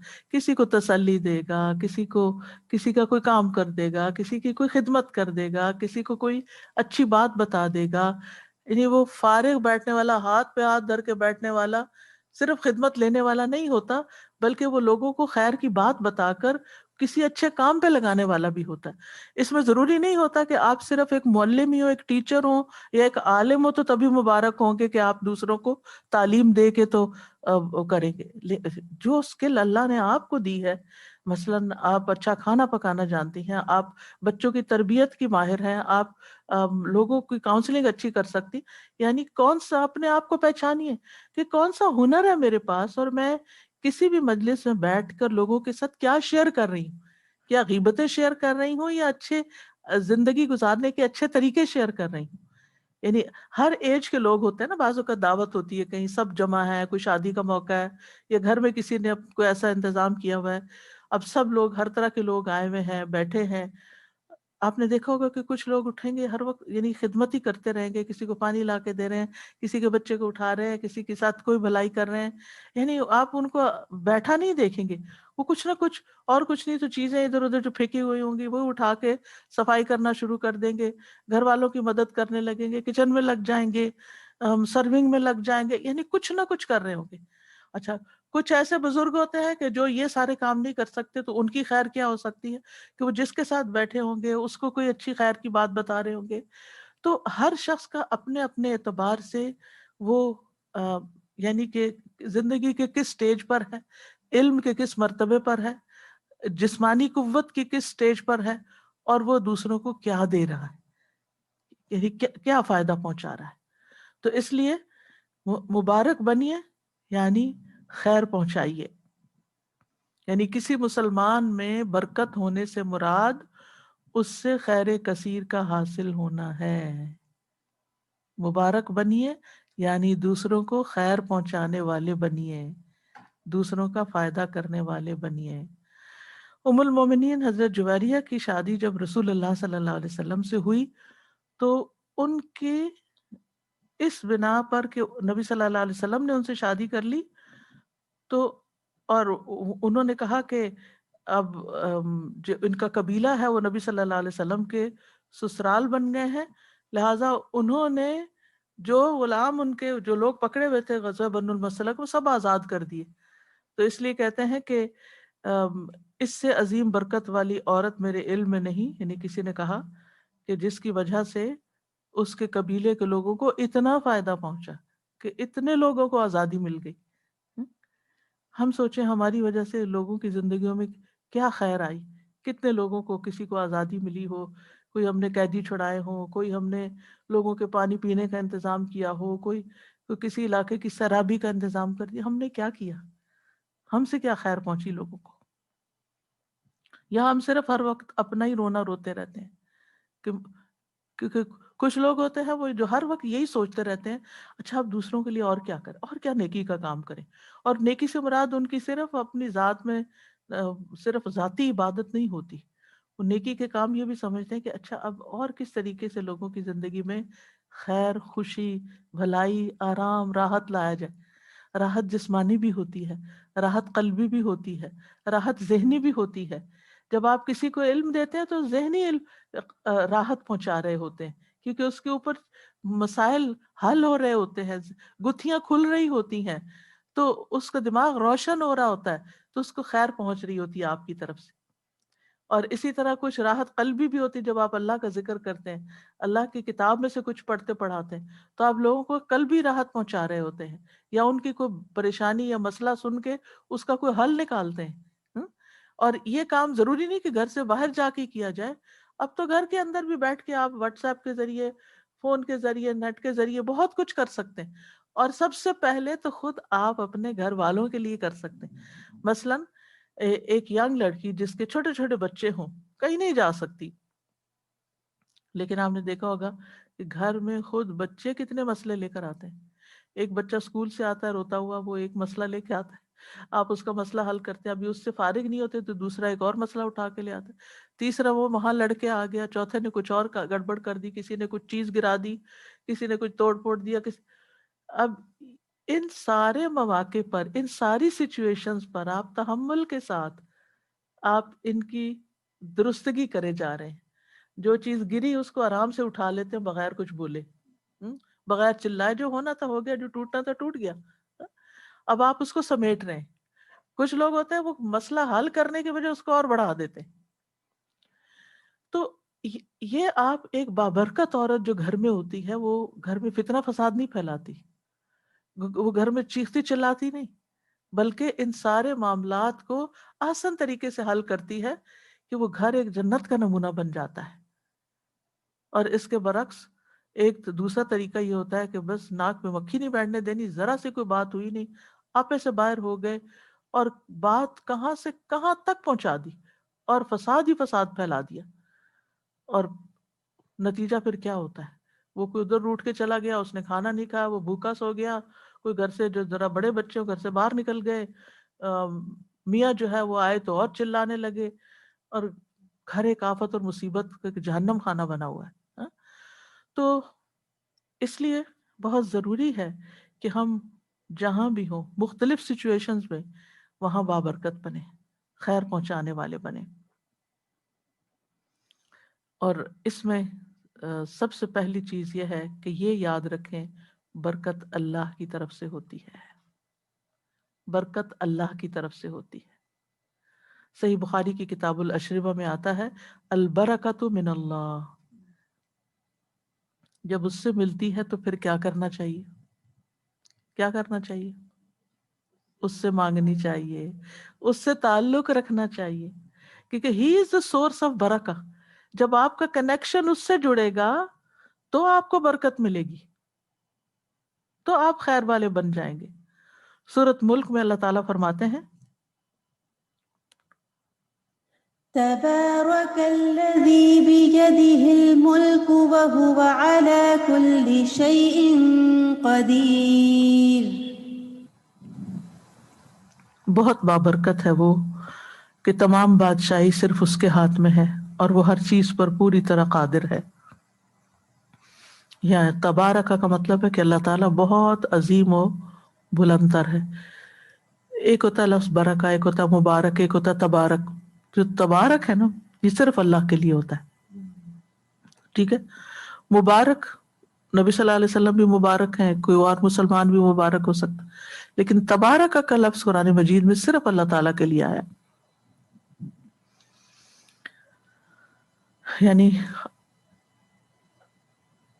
بیدک الخیر انک علی کل شیء قدیر۔ ساری خیرات، سارے انعامات، سارے احسانات اللہ ہی کی طرف سے ہوتے ہیں۔ ہر خیر کا منبع اور سورس اللہ کی ذات ہے۔ اللہ کا تو نام بھی بابرکت ہے۔ قرآن مجید میں آتا ہے، تبارک اسم ربک ذو الجلال والاکرام۔ اور صرف ایک نام نہیں کہ کوئی ایک نام، اللہ تعالیٰ کے تمام نام، اس کی ساری صفات بابرکت ہیں۔ یعنی جب انسان یعنی اللہ کا نام جب کسی چیز کے ساتھ مل جاتا ہے تو اس میں برکت داخل ہو جاتی ہے. آپ کھانا کھا رہے ہیں بسم اللہ پڑھ کے کھا رہے ہیں، پکا رہے ہیں تو بسم اللہ پڑھ رہے ہیں، خرید رہے ہیں، دروازہ کھول رہے ہیں، بند کر رہے ہیں، گھر میں داخل ہوئے ہیں، ہر موقع پر اگر آپ اللہ کا نام لیتے ہیں، بسم اللہ کہتے ہیں تو برکتیں ہو جاتی ہیں. تو اللہ سبحانہ و تعالیٰ کی ذات بھی بابرکت ہے، اللہ کے نام بھی بابرکت ہے. اور اس کا اظہار کہاں ہوتا ہے؟ مخلوقات میں، کہ مخلوق پر جتنے بھی احسان ہیں وہ سارے کے سارے اللہ سبحانہ و تعالیٰ کی طرف سے ہیں. لہٰذا ہمیں اللہ تعالیٰ سے ہی برکت طلب کرنی چاہیے. نبی صلی اللہ علیہ وسلم دعا کیا کرتے تھے وبارک لی فیما آتیت. کس میں کہاں آتا ہے بھلا یہ؟ اللہم اہدنی فیما، دعائے قنوت میں آتا ہے وبارک لی فیما آتیت. یعنی لوگوں سے آپ کو برکت نہیں ملے گی، یہ یاد رکھیے. فرق یہاں یاد رکھنا ہے. ہم سمجھتے ہیں یہ انسان مبارک ہے تو اس سے برکت لے لو. نہیں، انسان مبارک ہے، اس سے خیر ملے گی لیکن برکت اللہ دے گا، یہ یاد رکھیں. کیونکہ اگر یہ کوئی سوچے کہ اس قبر سے برکت حاصل ہو سکتی ہے یا اس انسان سے ہو سکتی ہے تو یہ شرک میں ہوتا ہے، یہ شرک ہوتا ہے. برکت صرف اللہ سے ملتی ہے، انسان کو اللہ ہی سے طلب کرنا چاہیے. ٹھیک ہے جی، انشاءاللہ کر لیتے ہیں تھوڑا سا. ابھی تو یہ کل بھی چلے گا. تو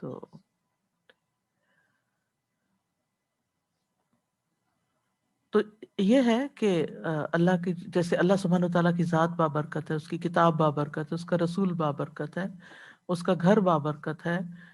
کچھ زمان اور مکان یعنی کچھ اوقات جو ہم پیچھے ذکر کر چکے ہیں، کچھ مقام جن کو اللہ نے شرف بخشا ہے وہ بابرکت ہیں. تو ہمیں برکت صرف اللہ سے طلب کرنی چاہیے، غیر اللہ سے برکت طلب نہیں کرنی چاہیے، یہ شرک ہو جاتا ہے. اگر ہم یہ سمجھے کہ فلاں شخص برکتیں بانٹتا ہے تو یہ درست نہیں ہوگا. یعنی کسی کے اقوال یا افعال یا اشخاص سے برکت نہیں ہوگی، اللہ ہی برکت کا سبب ہے اور وہی برکت دینے والا ہے. تبارکت ربنا وتعالیت، بڑی برکتوں والا ہے، عظمتوں والا ہے اے رب تو ہمارے لیے، اے ہمارے رب، اور بہت بلند و بالا ہے. پھر اسی طرح یہ ہے کہ ساری خیر اللہ کے ہاتھ میں ہے. سورۃ آل عمران میں اللہ تعالیٰ فرماتے ہیں قل اللهم مالك الملك تؤتي الملك من تشاء وتنزع الملك ممن تشاء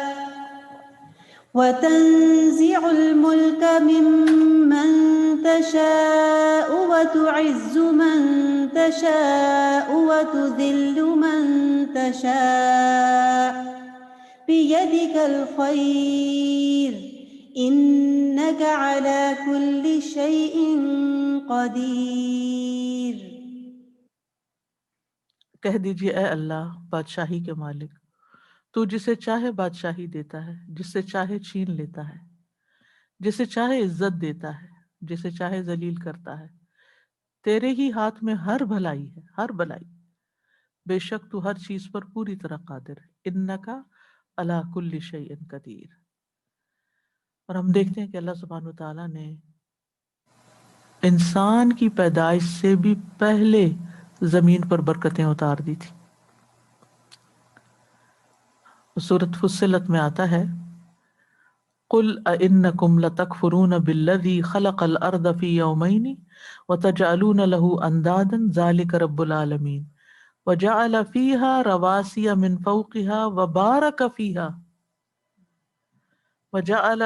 رَوَاسِيَ مِنْ فَوْقِهَا وَبَارَكَ فِيهَا وَقَدَّرَ فِيهَا أَقْوَاتَهَا فِي 4 أَيَّامٍ سَوَاءً لِلسَّائِلِينَ. اس کا معنی کیا ہے؟ کہہ دیجئے کیا بے شک تم واقعی اس کا انکار کرتے ہو جس نے زمین کو 2 دن میں پیدا کیا اور اس کے لیے شریک ٹھہراتے ہو؟ وہی سب جہانوں کا رب ہے، اور اس نے اس میں اس کے اوپر سے گڑے ہوئے پہاڑ بنائے، یعنی اس میں ڈالے، اور اس میں بہت برکت رکھی، یعنی زمین کے اندر، اور اس میں غذائیں اندازے کے ساتھ رکھی 4 دن میں، اس حال میں کہ سوال کرنے والوں کے لیے برابر جواب ہے۔ کیا برکتیں ہیں جو زمین سے نکلتی ہیں، کوئی بتائے گا؟ ان گنت۔ حیرانی ہوتی ہے، ایک درخت آپ ایک سال لگا دیتے، ہر سال وہ پھل دے رہا ہے، پھل دے رہا ہے، کہاں سے اگل رہا ہے، کہاں سے آ رہا ہے، دیے جا رہا ہے، دیے جا رہا ہے۔ آپ فیکٹری لگاتے ہیں، جو چیز ڈالتے ہیں بس اتنی نکل آئے گی، کیا مجال اس سے ایک پیس بھی زیادہ نکلے۔ آپ اپنے یعنی کہ مثلا آپ بسکٹ بنا رہے ہیں گھر پہ، آپ کوئی چیز تو جتنی آپ اوون میں ڈالیں گے اتنا ہی باہر نکلے گا، وہ بڑھ کے نہیں نکلے گا۔ ہاں؟ لیکن زمین کے اندر سے یعنی خیر کا اضافہ، چیز چھوٹی سی ہے لیکن اس کے اندر سے خیر نکلتی آ رہی۔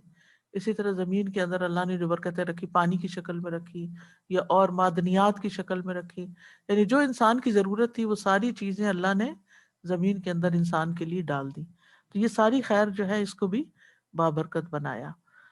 یعنی ایک چھوٹے سے بیج کے اندر سے خیر کثیر، برکت کیا ہوتی ہے؟ خیر کثیر، چھوٹی سی چیز کے اندر سے بہت سا فائدہ نکلا۔ اور ایک اسی طرح یاد رکھیے کہ ایک برکت حصی ہوتی ہے، ایک مانوی ہوتی ہے، ٹھیک ہے؟ حصی برکت کیا ہے کہ وہ بظاہر آپ کو نظر آ رہی ہے چیز کہ بہت بڑھ گئی ہے، ٹھیک ہے نا؟ اور ایک یہ ہے کہ بظاہر آپ کو وہ نظر نہیں آ سکتی لیکن وہ ہوتی ہے۔ مثلا ایک دن ہوتا ہے آپ کے پاس جس میں آپ کے سارے کام، ٹائم وہی ہوتا ہے، سارے کام پورے ہوتے ہیں، آپ کہتے ہیں سب کچھ پورا ہو گیا۔ اور ایک دن وہ ہوتا ہے کہ آپ ہار جاتے ہیں۔ یعنی ایک پرسنل ایکسپیرینس ہے کہ اگر آپ دن کا آغاز جو ہے نا وہ قرآن سے کرتے ہیں نا، اذکار سے کرتے ہیں، تو اس وقت ویسے تو انسان کو یہ ہوتا ہے کہ یہ بھی کام ہے، وہ بھی کام ہے، یہ بھی کرنا ہے، وہ بھی کرنا ہے، تو پورا نہیں پڑے گا، پھر قرآن بعد میں پڑھ لوں گی۔ نہیں، آغاز یعنی آپ تھوڑا پہلے اٹھ جائیں۔ یعنی اگر آپ کے بچے چھوٹے ہیں، آپ ان کو اسکول بھیجنے والے، ابھی تو شکر ہے وہ بھی مسئلے حل ہے کافی حد تک، لیکن یہ کہ اگر آپ کے کچھ ایسے کام ہیں جو اسی وقت آپ کو جلدی کرنے ہیں، تو اس جلدی سے پہلے تھوڑا سا اور اس ٹائم کو آپ تلاوت اور اذکار میں اگر لگائیں گے تو آپ دیکھیں گے باقی دن میں لازماً برکت ہو جائے گی، ٹائم وہی ہوگا، آپ کے کام پورے ہو جائیں گے۔ اللہ سبحانہ و تعالیٰ نے انبیاء کے گھروں پر اپنی برکتیں نازل کی۔ سورۃ ہود میں آتا ہے قیل یا نوح اہبط بسلام منا وبرکات۔ ابراہیم علیہ السلام کے بارے میں آتا ہے سورۃ ہود ہی میں، رحمت اللہ وبرکاتہ علیکم اہل البیت۔ اللہ کی رحمت اور اس کی برکتیں ہوں تم پر اے گھر والو۔ نوح علیہ السلام جب اترے کشتی سے تو کہا گیا اے نوح اتر جا ہماری طرف سے عظیم سلامتی اور بہت سی برکتوں کے ساتھ۔ تھوڑے سے لوگ رہ گئے تھے، اب سوچئے چند لوگ تھے جو ان کے ساتھ کشتی پہ سوار ہو، ہم سب ان کی اولاد ہیں۔ اب کیسی برکت ہوئی پھر ان کی اولاد، یعنی وہ آدم ثانی اسی لیے ان کو کہا جاتا ہے نا، یعنی آدم علیہ السلام کی اولاد میں سے اس طوفان میں زیادہ تو ڈوب گئے تھے، مر گئے تھے، باقی تو تھوڑے سے بچے تھے، لیکن وہ برکتیں لے کے اترے تھے، پھر وہ پھیل گئے۔ یعنی بڑھنا اور زیادہ ہونا، بس یہ جو معنی ہے نا برکت کا، یہ ذہن میں رکھیے۔ اور پھر ابراہیم علیہ السلام کے گھرانے پر کیا برکتیں ہوئیں؟ آپ کو معلوم ہے نا کہ جتنے بھی انبیاء آئے ہیں ان کے بعد سب ابراہیم علیہ السلام اور حضرت سارہ کی اولاد میں سے ہیں۔ ابراہیم علیہ السلام کی اولاد میں سے اسماعیل بھی ہیں، لیکن پھر دوسری طرف حضرت سارہ، ان سے حضرت اسحاق اور پھر یعقوب اور پھر ان کے بیٹے اور پھر آگے، حالانکہ ان کو الحمدللہ الذی وہب لی علی الکبر اسماعیل و اسحاق، کہ بڑھاپے میں اللہ نے ان کو اولاد دی تھی، اور اس اولاد سے پھر آگے اتنی خیر نکلی، بے شمار انبیاء اور ملوک اور برکتیں ہی برکتیں ان کی اولاد میں سے۔ تو جن کی اولاد ہوتی ہے یعنی ان میں اگر اتنے سارے نیک لوگ پیدا ہوں تو وہ ان کی دعائیں بھی اس میں شامل ہوتی ہیں. نبی صلی اللہ علیہ وسلم کس کی دعا کا نتیجہ ہے؟ ابی ابراہیم، میں اپنے والد ابراہیم کی دعا کا نتیجہ ہوں. تو اچھی دعائیں بھی برکتیں لاتی ہیں نا. آپ دعائیں مانگتے رہے، ہو سکتا ہے آپ دنیا میں نہ ہو لیکن آپ اپنی اولاد میں مثلاً وہ چیزیں نہ دیکھیں، ہو سکتا ہے آگے ان کی اولاد میں. کئی تو ایسے بھی ہوتا ہے نا، باپ کوئی خاص دیندار نہیں ہوتا لیکن اولاد بڑی دیندار ہوتی ہے. باپ جو ہوتا ہے بہت سٹنجی ہوتا ہے، اولاد بڑی سخی ہوتی ہے. پتہ نہیں کس کی دعا تھی اوپر سے جس کا نتیجہ اب نکل رہا ہے. اور اگر کسی کی دعا تھی، وہ کسی کی دعا تھی اور اس کے نتیجے میں یہ خیر جاری ہوئی تو سارا ثواب اس تک بھی پہنچے گا. یہ برکت ہے جو بظاہر آپ کو اس وقت حصی طور پر نظر نہیں آئی لیکن بعد میں اللہ تعالیٰ نے اس کو جاری کر دیا. نبی صلی اللہ علیہ وسلم کو بھی اللہ تعالیٰ نے برکتیں عطا کی تھی. صحابہ کہتے ہیں ایک مرتبہ ہم کسی سفر میں رسول اللہ صلی اللہ علیہ وسلم کے ہمراہ تھے کہ پانی کم ہو گیا. آپ نے فرمایا کچھ بچا ہوا پانی تلاش کرو. چنانچہ لوگ ایک برتن میں لائے، ایک برتن میں تھوڑا سا پانی لائے. آپ نے اپنا ہاتھ اس میں ڈال دیا. اس کے بعد فرمایا مبارک پانی کی طرف آؤ اور برکت تو اللہ کی طرف سے ہے، اور برکت تو اللہ کی طرف سے. صحابی کہتے ہیں میں نے اس وقت دیکھا آپ کی انگلیوں سے پانی پھوٹ رہا تھا، اور بسا اوقات کھانا کھاتے وقت ہم کھانے میں سے تسبیح کی آواز سنتے تھے. یہ ایک الگ بات بھی ساتھ بتا دی. کھانے میں برکت، حضرت جابر کا واقعہ آپ لوگوں نے بخاری میں پڑھا ہوگا کہ جب وہ کہتے ہیں کہ ہم لوگ نبی صلی اللہ علیہ وسلم کے ساتھ خندق کی کھدائی کر رہے تھے اور میرے پاس بکری کا ایک 6 ماہ کا بچہ تھا. میں نے دل میں سوچا کیوں نہ اسے بھون کر نبی صلی اللہ علیہ وسلم کے کھانے کا انتظام کر لوں. تو میں نے اپنی بیوی سے کہا کہ اس نے جو پیسے اور یعنی جو کچھ یعنی اس کے پاس جو کچھ ہے اس کو نکالے، جو پیسے اور روٹیاں پکائے اور بکری ذبح کر لیتے ہیں. بہرحال انہوں نے بھون کے روٹیاں پکا کے اور لے گئے نبی صلی اللہ علیہ وسلم کے پاس.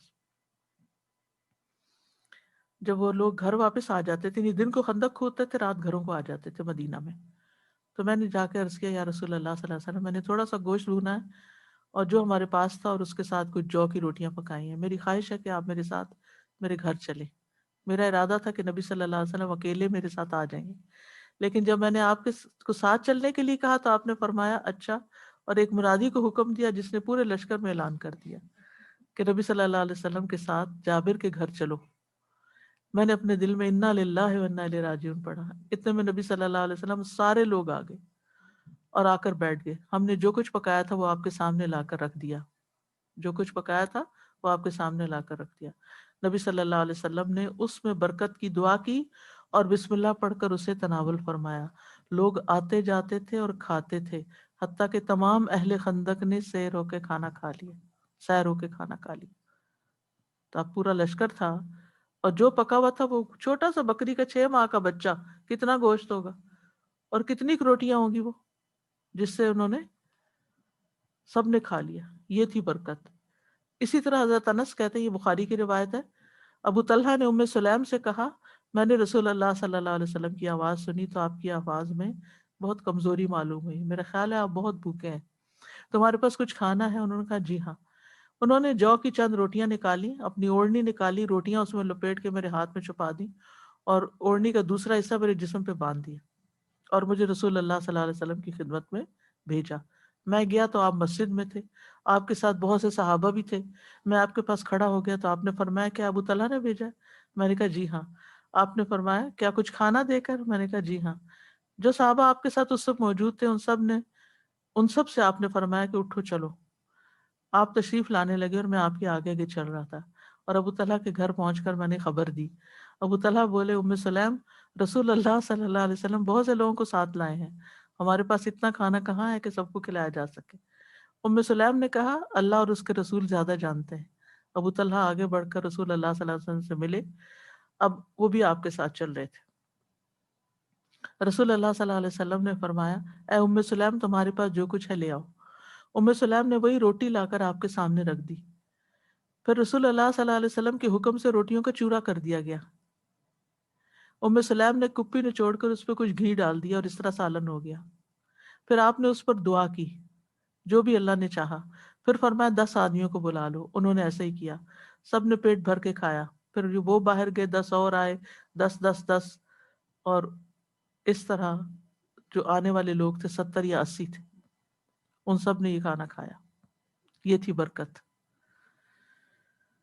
تو بہرحال چونکہ آج کا وقت ختم ہو گیا ہے, انشاءاللہ ابھی تو 1/4 ہوا ہے, پوری کوشش کروں گی کل پورا کر لیں کیونکہ پرسوں پھر فقہ القلوب ہے. تو انشاءاللہ کل بھی اسی وقت ہم اس کو کنٹینیو کریں گے. تو آج کے لیے کچھ اگر کوئی کویشچن کرنا ہے تو آپ کر سکتے ہیں, ورنہ یہ ہے کہ کل جب سارا ہو جائے تو ہو سکتا ہے آپ کے سوالوں کے جواب اسی میں آ جائیں. وآخر دعوانا ان الحمد للہ رب العالمین. اللہ سبحانہ وتعالی ہمارے اس علم میں برکت ڈالے اور ہم سب کو واقعی بابرکت بنا دے. وإیاکم. سبحانک اللہم وبحمدک اشہد ان لا الہ الا انت استغفرک واتوب الیک. السلام علیکم ورحمۃ اللہ وبرکاتہ.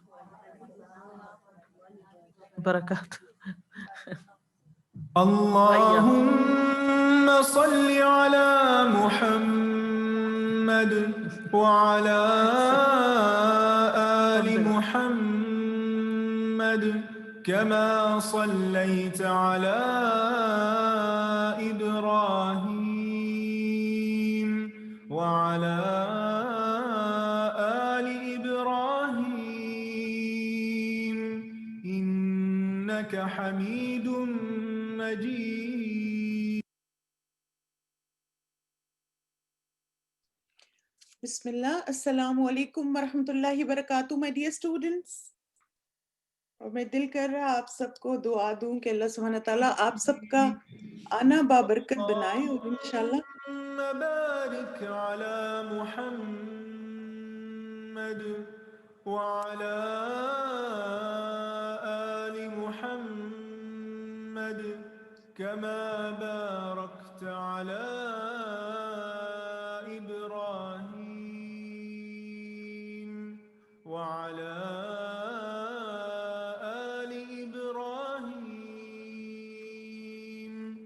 إنك حميد مجيد.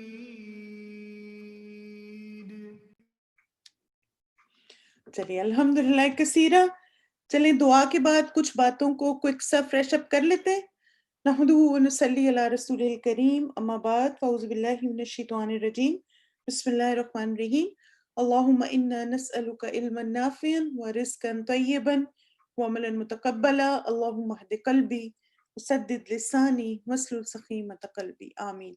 یہ بتائیں کہ آپ کو برکت کا میننگ سمجھ آیا؟ کیا مطلب ہے برکت کا؟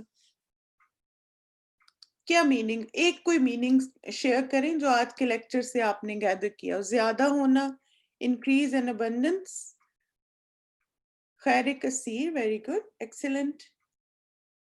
تو اچھا, دوسرا سوال آپ سب سے یہ ہے کہ کیا ہر انسان جو ہے اس میں برکت ہوتی ہے, یعنی خود بخود برکت آ جاتی ہے اس کے اندر؟ نہیں. کیسے کوئی بھی انسان یا جگہ یا مال, ان سب میں برکت کیسے آتی ہے؟ شاباش, اللہ کی طرف سے. اچھا اب آپ دیکھیں یہ سوال پھر ذہن میں آتا ہے نا کہ اچھا برکت اللہ کی طرف سے حاصل ہوتی ہے, تو اب اگر میں چاہوں کہ میں جہاں بھی جاؤں میرا جانا, میرا آنا, میرا اٹھنا بیٹھنا برکت کا باعث بن جائے, تو پھر مجھے کیا کرنا ہوگا؟ آپ کے خیال میں ہمارا ایکشن پلان کیا ہونا چاہیے؟ انشاءاللہ کل مزید بھی ہم اس میں سنیں گے تو اور چیزیں بھی کلیئر ہوں گی, لیکن تھوڑا سا آپ کو لیکچر میں سے کوئی چیز آپ نے ایکسٹریکٹ کی ہو یا آپ کو سمجھ آئی ہو کہ یہ کوالٹی انسان کے اندر ہو تو پھر اس کا جہاں بھی وہ جائے گا وہ خیر اور بھلائی کا باعث بنے گا. شاباش. ایک تو یہ کہ آپ کے اندر خیر خواہی ہو, اللہ سبحانہ تعالیٰ سے دعا کریں, نیت خالص رکھیں. شاباش. اور آپ دیکھیں کہ کوشش کریں پازیٹیو ایٹیٹیوڈ, اور جیسے یہ آپ نے بہت اچھی بات کی کہ جیسے ہم کہتے ہیں نا کہ آپ جہاں بھی جائیں نا آپ پازیٹیو وائبز دیں لوگوں کو. آپ دیکھیں ہمیشہ ایسے ہوتا ہے کہ this world is already full of negativity, ہم کتنی نیگیٹیوٹی دیکھتے ہیں نا ہر طرف. لیکن ایک پازیٹیو انسان اور کوئی پازیٹیو بات ایک دم سے کہہ دینا اور پھر سب اسی طرح سوچنے لگ جائیں, تو آپ دیکھیں یہ ہوتا ہے کسی بھی انسان کی کا اس مجلس میں بابرکت ہونا. جیسے آپ دیکھیں مثلاً ہر کوئی جیسے آپ کہیں پر بیٹھے ہوئے ہیں اور ہر کوئی کہے کہ دیکھو آج موسم بڑا ٹھنڈا ہے, اتنی جلدی ٹھنڈ آ گئی, اتنا یہ ہو گیا, اتنا وہ ہو گیا, اور آپ ایسی بات کر دیں, آپ کے دیکھو یہ موسم کی تبدیلی جو ہے یہ اللہ کی نشانیوں میں سے ہے. اور اس موسم کی تبدیلی سے ہمیں یہ پتہ چلتا ہے کہ جس طرح اللہ کے ہاتھ میں موسم کی تبدیلی ہے, اسی طرح ہماری زندگی کے حالات بھی ہمارے رب کے ہاتھ میں. بالکل ایک مسلم کو دوسرے مسلم کے لیے خیر خواہ ہونا چاہیے. ہر سیزن بیوٹیفل ہوتا ہے. بالکل لیو پازیٹیو انرجی. پھر آپ دیکھیں, آپ نے یہ بھی دیکھا ہوگا کہ کئی دفعہ ہم کہیں جاتے ہیں نا, تو وہاں پر جیسے خاص طور پر میں نے دیکھا کہ کہاں پر بہت زیادہ پازیٹیو وائبس کی ضرورت ہوتی ہے جب کوئی بیمار ہوتا ہے. اچھا لوگ جاتے ہیں نا تو سب سے پہلے تو ان سے پوری جو ہے نا انٹرویو کرتے ہیں, کس ڈاکٹر کے پاس گئے تھے, اچھا نہیں مجھے لگ وہ ڈاکٹر تو اچھا نہیں ہے, کون سے ہاسپٹل میں گئے تھے, ہاں اس ہاسپٹل کے بارے میں میں نے یہ سنا تھا, وہ تو یہ کر دیتے ہیں. جیسے آپ کو پتا ہے ابھی نا مجھے کسی نے بتایا اور مجھے سمجھ نہ آئے کہ میں اس بات پہ کیسے ریئیکٹ کروں. کسی نے مجھے کہا کہ کسی کو بھی کووڈ ہو جائے تو ہاسپٹل نہیں جانا چاہیے, کیونکہ آپ ہاسپٹل جاتے ہیں اور پھر آپ کو نا پوائزن کا انجیکشن لگا دیتے ہیں اور پھر سارے آرگنز آپ کے نکال کے وہ بیچ دیتے ہیں. سبحان اللہ, میں حیران ہو رہی تھی کہ پتہ نہیں لوگوں کے اندر کہاں سے کانسپریسیز آ جاتی ہیں. آپ دیکھیں ہو سکتا ہے ایسا ہوا بھی ہوگا, لیکن ہم یہ نہیں کہہ سکتے کہ سارے ہاسپٹلز میں ایسا ہی ہوتا ہے اور ہم ڈرا ڈرا کے اور لوگوں کو خوف بڑھا دیں. کیونکہ ایسے جب سچویشنز ہوتی ہیں نا تو پھر انسان کو ہمیشہ اللہ پہ توکل و بھروسہ کرنا چاہیے. آپ دیکھیں مجھے نا استاذہ کی ایک بات بہت ہمیشہ اس سے بہت فائدہ ہوا کہ استاذہ نے کہا کہ میں جب بھی کسی ڈاکٹر کے پاس جاتی ہوں تو میں اللہ سے دعا کرتی ہوں کہ یا اللہ اس ڈاکٹر کے ہاتھ میں میرے لیے شفا رکھ دے. تو اب آپ سوچیں کہ آپ کبھی یہ نہ سوچیں ڈاکٹر کے پاس جاتے ہوئے کہ اچھا یہ ڈاکٹر ہے, یہ بڑا قابل ہے اور یہ بڑا لائق ہے اور اس کی پریکٹس اتنی ہے, اس کے پاس اتنا ایکسپیرینس ہے. کسی بھی ڈاکٹر کے پاس یعنی آپ دیکھیں چاہے وہ موسٹ ایکسپیرینسڈ ہے یا وہ نیو کمر ہے, اس کے ہاتھ میں شفا جو ہے وہ اللہ تعالیٰ رکھے گا آپ کے لیے.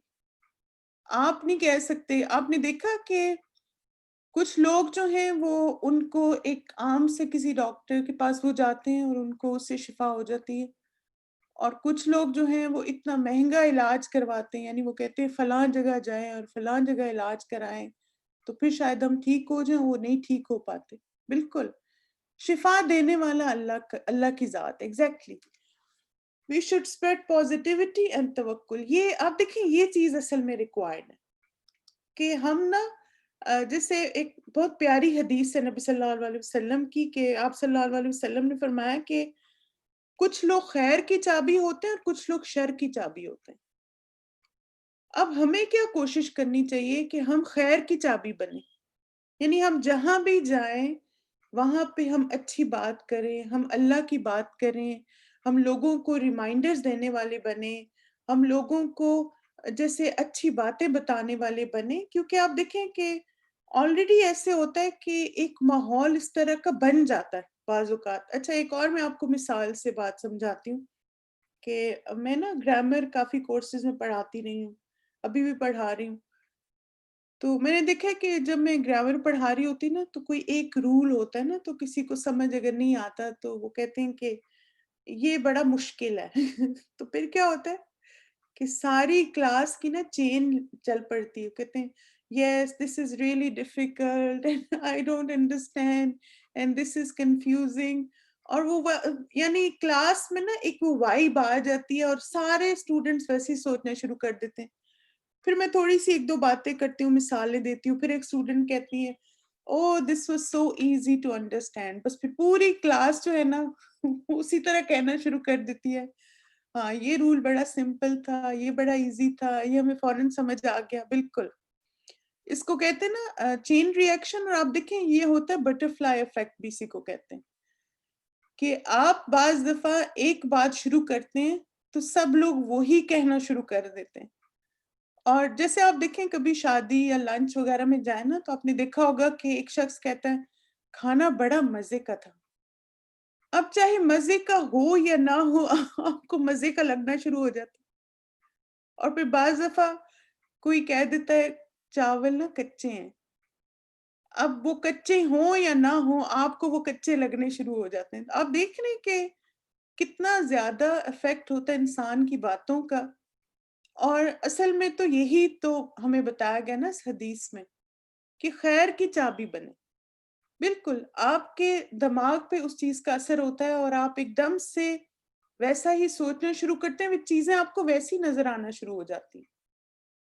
تو آپ دیکھیں جیسے وہ ایک مثال دی جاتی ہے نا کہ اگر آپ جی ہاں بھیڑ چال جس کو کہتے ہیں, جیسے آپ دیکھیں کہ آپ اگر گرین کلر کی اینک لگائیں گے تو اور آپ کہیں کہ مجھے ہر چیز وائٹ نظر آئے تو آپ کو آئے گی نظر نہیں. یعنی وائٹ چیزیں بھی آپ کو گرین نظر آئیں گی اور گرین بھی آپ کو گرین نظر آئیں گی اور بلو میں بھی آپ کو کچھ گرین کا اثر نظر آئے گا. تو چیزیں ہمیں ویسی نظر آتی ہیں جیسے ہم دیکھنا چاہتے ہیں. تو اسی طرح ایک ایمان والا جو ہوتا ہے وہ خیر کی چابی ہوتا ہے اور اسے پتا ہوتا ہے کہ ہر چیز میں اللہ تعالیٰ کی رضا ہے, ہر چیز میں اللہ کی حکمت ہے, مصلحت ہے, اور مجھے لوگوں کو یہی ریمائنڈر دینا ہے. اور میں نے اسی طرح لوگوں کے لیے ایک کمفرٹ اور ایک سکون کا باعث بننا ہے. جیسے آپ دیکھیں آخری بات کروں گی, 2 باتیں انشاءاللہ, کہ جیسے نبی صلی اللہ علیہ وسلم نے فرمایا نا کہ تم اپنے بھائی سے خندہ پیشانی سے ملو تو وہ بھی صدقہ ہے. یعنی آپ کسی سے بہت وارملی ملتے ہیں, آپ کسی کے لیے ویلکمنگ ہیں تو آپ صدقہ کر رہے ہیں. اور پھر آپ دیکھیں کہ انشاءاللہ ایک بہت ہی پیاری دعا بھی ہے اگر ہم چاہتے ہیں کہ اللہ سبحانہ تعالیٰ ہمارا ہر جگہ آنا جانا بابرکت بنائے اور جہاں بھی ہم جائیں ہم برکتیں بانٹنے والے ہوں. تو یہ دعا مانگا کریں, اپنی دعاؤں میں اس کو شامل کر لیں. اس کا آپ اسکرین شاٹ بھی لے سکتے ہیں. اللہم ابسط علینا من برکاتک و رحمتک و فضلک و رزقک. اے اللہ آپ ہم پر اپنی برکتیں, رحمتیں, فضل و کرم اور رزق کو شادہ کر دیں. جزاکم اللہ خیرن کثیرہ my dear students, my dear sisters. آپ سب کی پارٹیسپیشن کے لیے 1-2 سوال تھے. I want to ask if you do someone's help at the time of need and now when they are okay but they don't even realize that you helped them when they were in need. So shall I remind them or just leave on Allah? It is very painful when they don't even remember and I am in the position to remind. Very confusing. آپ دیکھیں کہ جب آپ اللہ کے لیے کوئی کام کرتے ہیں نا, آج ہی ہم نے جیسے صدقات کی آیات پڑھی تھی اور اس میں کیا ہے کہ جب آپ اللہ کی خاطر کسی کی مدد کریں یا کسی پہ صدقہ کریں تو پھر نہ تو آپ احسان جتائیں نہ ہی آپ اس کو ریمائنڈ کروائیں, کیونکہ اگر آپ نے ریمائنڈ کروایا تو پھر آپ کا سارا اجر و ثواب ضائع ہو جائے گا. اور پھر یہ کہ اگر ان کو احساس نہیں ہے تو ان کا معاملہ اللہ پہ چھوڑ دیں. آپ نے تو اللہ کے لیے کیا نا, تو اللہ کے خزانے بہت وسیع ہیں اور آپ کو نہیں پتا کہ آپ کے صدقے کی وجہ سے اللہ تعالیٰ نے آپ کو کتنی یعنی برائیوں سے اور شر سے اور تکالیف سے بچا لیا ہو. اور ایسا نہ ہو کہ ہم احسان جتائیں اور وہ سارا اجر و ثواب ضائع کر دیں. بالکل ایگزیکٹلی اللہ پہ چھوڑ دیں. کیونکہ آپ دیکھیں آپ کو پتہ ہے کہ ہمارے اسلاف جو تھے ان کے بارے میں آتا ہے کہ جب وہ کسی کو جیسے قرض دیتے تھے نا یا فائنینشل کسی کی مدد کرتے تھے تو ان کی دیوار کے سائے میں بھی کھڑے نہیں ہوتے تھے, کہ وہ کہتے تھے کہ ایسا نہ ہو کہ یہ مجھے سود کا گناہ ملے, یعنی یہ میرا مقروض ہے اور میں اس کی دیوار کے سائے میں آ کے کھڑا ہو گیا ہوں تو کہیں میرے اعمال نامے میں سود نہ لکھا جائے. تو آپ دیکھیں جو اللہ کے لیے کرتا ہے نا وہ پھر سارا معاملہ اللہ پہ چھوڑ دیتا ہے. آپ بس مطمئن رہیں, آپ نے ماشاءاللہ اگر نہیں ریمائنڈ کروایا ان کو تو بس آپ اللہ سے دعا کریں کہ یا اللہ میں نے آپ کی خاطر یہ مدد کی تھی, آپ کی خاطر صدقہ کیا تھا اور مجھے آپ سے اجر چاہیے. تو انشاءاللہ یہ چیز آپ کو پرسکون کر دیں گی. ایک کویشچن تھا، کیا ہم پیریڈز کے دنوں میں جو پہنتے ہیں وہ غسل کرنے کے بعد دھوئے بغیر پہن سکتے ہیں؟ جی ہاں، آپ پہن سکتے ہیں. ویسے تو فقہ کی کلاس نہیں ہے یہ، لیکن چلیے ہم نے سوال پوچھے تو میں جواب دے دیتی ہوں. آپ دیکھیں کہ جیسے نبی صلی اللہ علیہ وسلم کی کچھ حدیث سے اس طرح ہمیں پتہ چلتا ہے کہ عائشہ رضی اللہ عنہا بتاتی ہیں کہ نبی صلی اللہ علیہ وسلم کے کپڑوں پر اگر جیسے اس طرح کوئی نجاست لگ جاتی تھی تو آپ صلی اللہ علیہ وسلم اتنا حصہ دھو کے اور پھر ان کپڑوں میں نماز پڑھ لیا کرتے تھے. تو آپ نے جو بھی کپڑے پہنے ہوں، اگر اس پہ کوئی بھی نجاست لگ جاتی، چاہے وہ پیریڈز کا بلڈ ہے یا پیشاب کا قطرہ گر جاتا ہے یا کوئی بھی گندگی، بس اتنا حصہ آپ دھو کے صاف کر لیں، پھر آپ ان کپڑوں میں نماز پڑھ سکتے ہیں. ٹھیک ہے. آپ کے ساتھ رہنے والے لوگ بہت نیگیٹو ہوتے ہیں، تب آپ کیا کریں؟ ہر وقت نیگیٹیوٹی، ہاں یہ مشکل تو بہت ہوتا ہے. بس آپ اللہ سے دعا کیا کریں اللہ آپ کو پازیٹیو رکھے، اور آپ اپنے لیے کوئی پازیٹیو کمپنی ڈھونڈیں. جیسے آپ دیکھیں اچھے لیکچر سنیں یا کوئی ایسی کلاس جوائن کر لیں جہاں پہ آپ کو اچھی اور پازیٹیو باتیں سننے کو ملیں. کوئی قرآن کی مجلس جوائن کر لیں، کیونکہ ایسا ہوتا ہے کہ بعض اوقات ہم ایسے ماحول میں یا ایسے گھر میں ہوتے ہیں جہاں پہ سوائے نیگیٹیوٹی کی کوئی بات نہیں ہوتی.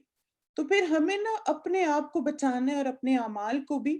تو پھر ہمیں اپنے لیے اچھی کمپنی کو تلاش کرنا چاہیے. کوئی فرینڈز ڈھونڈ لیں، کوئی واٹس ایپ کا گروپ جوائن کر لیں، کوئی ایسی کمپنی تلاش کریں جہاں پہ رہ کے آپ کو اچھی اچھی باتیں بھی سیکھنے کا موقع ملے. اگر آپ کو بلاک ہی کر دیا جائے اور آپ ملک سے باہر بھی ہوں تو اصلاح چھوڑ دیں. بس ایسے لوگوں کے لیے دعا کریں. ایسا تو کوئی بات نہیں. اب دیکھیں آپ کا تو اجر اللہ کے پاس ہے نا، انما علیک البلاغ، کہ اللہ سبحانہ تعالیٰ نے آپ کا اجر محفوظ کر لیا. اور پھر یہ ہوتا ہے کہ آپ کو بلاک کرنے کا کیا مطلب ہے، یعنی انہوں نے اپنی اصلاح کا رستہ وہ مزید نہیں سننا چاہتے نا. مگر ایک چیز میں اس میں ضرور ایڈ کروں گی کہ اب دیکھیں کہ بعض دفعہ نا ہمارا طریقہ بھی ہو سکتا ہے کہ حکمت والا نہ ہو، کیونکہ ہم نا بعض اوقات بہت زیادہ نا امپوز کرنا شروع کر دیتے چیزوں کو، اور ہم کہتے ہیں کہ بس میں نے ایک دفعہ کہہ دیا تو اس کو بدل جانا چاہیے. تو آپ دیکھیے کہ نبی صلی اللہ علیہ وسلم نے 23 سال تک صحابہ کرام کو جیسے ان کی مسلسل تربیت کی اور ان کو تعلیم دیتے رہے. اور اس میں یہ کہ بعض اوقات کچھ لوگ تو ایک دفعہ بات سنتے ہیں اور وہ چینج ہو جاتے ہیں، لیکن مجھے ایک چیز نے بہت ہیلپ کی، انشاءاللہ آئی ہوپ آپ کو وہ ہیلپ کرے، کہ میں نا ہمیشہ جب بھی کسی کی اصلاح کا سوچتی ہوں نا کہ میں نے اس کو سکھانا ہے یا بتانا ہے، تو میں تھوڑا سا لاجیکلی اس کو دیکھتی ہوں یا ریئلسٹک ہو کر کہ مثلاً اس شخص میں یہ عادت پچھلے 20 سال سے ہے، 30 سال سے ہے. مثلاً کوئی شخص ہے وہ 30 سال سے اس نے کبھی نماز نہیں پڑھی، اور اگر میں اب سوچوں کہ 30 منٹ کی میری باتوں سے وہ نماز پڑھنا شروع ہو جائے گا تو بہت انریلسٹک اپروچ ہے. عادتیں بدلنے میں، عادتیں ٹوٹنے میں ٹائم لگتا ہے نا. Yes exactly. آپ دیکھیں کہ اب آپ یہ دیکھیں نا ان کی ایج کیا ہے جن کو آپ بتا رہے ہیں. اگر ان کی ایج 50 سال ہے تو اب آپ کو 50 سال تو کام کرنا پڑے گا نا، تب کہیں جا کے انشاءاللہ ان کے اندر یہ چینجز آئیں گے. وہ انہوں نے بلاک کر دیا تو چلیں ٹھیک ہے، بس آپ اب ان کے لیے دعا کریں، اب کچھ نہ کہیں. ہماری غلطی سے ایک کام نہیں بن پایا تو یہ میری مسٹیک سے نہیں ہوا، یہ پھر اللہ کی مرضی تھی، مجھے ریگریٹ ہے اس کا اور ابھی نہیں بدلا جا سکتا. بس جو ہو گیا اب اس پہ استغفار کریں، اور اگر کسی کے انسان کے حق میں کمی کی ہے تو اس سے معافی مانگ لیں. پھر یہ کہ بہت زیادہ پاسٹ کے بارے میں نہ سوچیں، جو ہو گیا اس کو ہم بدل نہیں سکتے، لیکن اگر کسی انسان کے ساتھ زیادتی کی ہے تو اس سے پھر معافی مانگ لیں. ٹھیک ہے. چلیں اوکے مائی ڈیئر اسٹوڈنٹس، انشاءاللہ یہاں پہ کنکلوڈ کرتے ہیں. کل ہم دوبارہ سے انشاءاللہ 150 پہ آپ کو ایک بہت پیاری سی دعا سکھائیں گے، برکت والی. آپ لوگ 150 PM پہ ہمیں جوائن کیجیے گا. کل سیم زوم کا روم ہوگا، اور انشاءاللہ 150 سے 2 o'clock تک آپ کو ہم ایک دعا سکھائیں گے، اور پھر اس کے بعد استاذہ کا سیشن ہے اور پھر ریویو ہوگا. سبحانک اللہم وبحمدک اشہد ان لا الہ الا انت استغفرک واتوب الیک. السلام علیکم ورحمۃ اللہ وبرکاتہ. وإياكم آمین. اللهم إني أسألك الثبات في الأمر وأسألك عزيمة الرشد وأسألك شكر نعمتك وحسن عبادتك وأسألك لسانا صادقا وقلبا سليما وأعوذ بك من شر ما تعلم وأسألك من خير ما تعلم وأستغفرك مما تعلم إنك أنت علام الغيوب.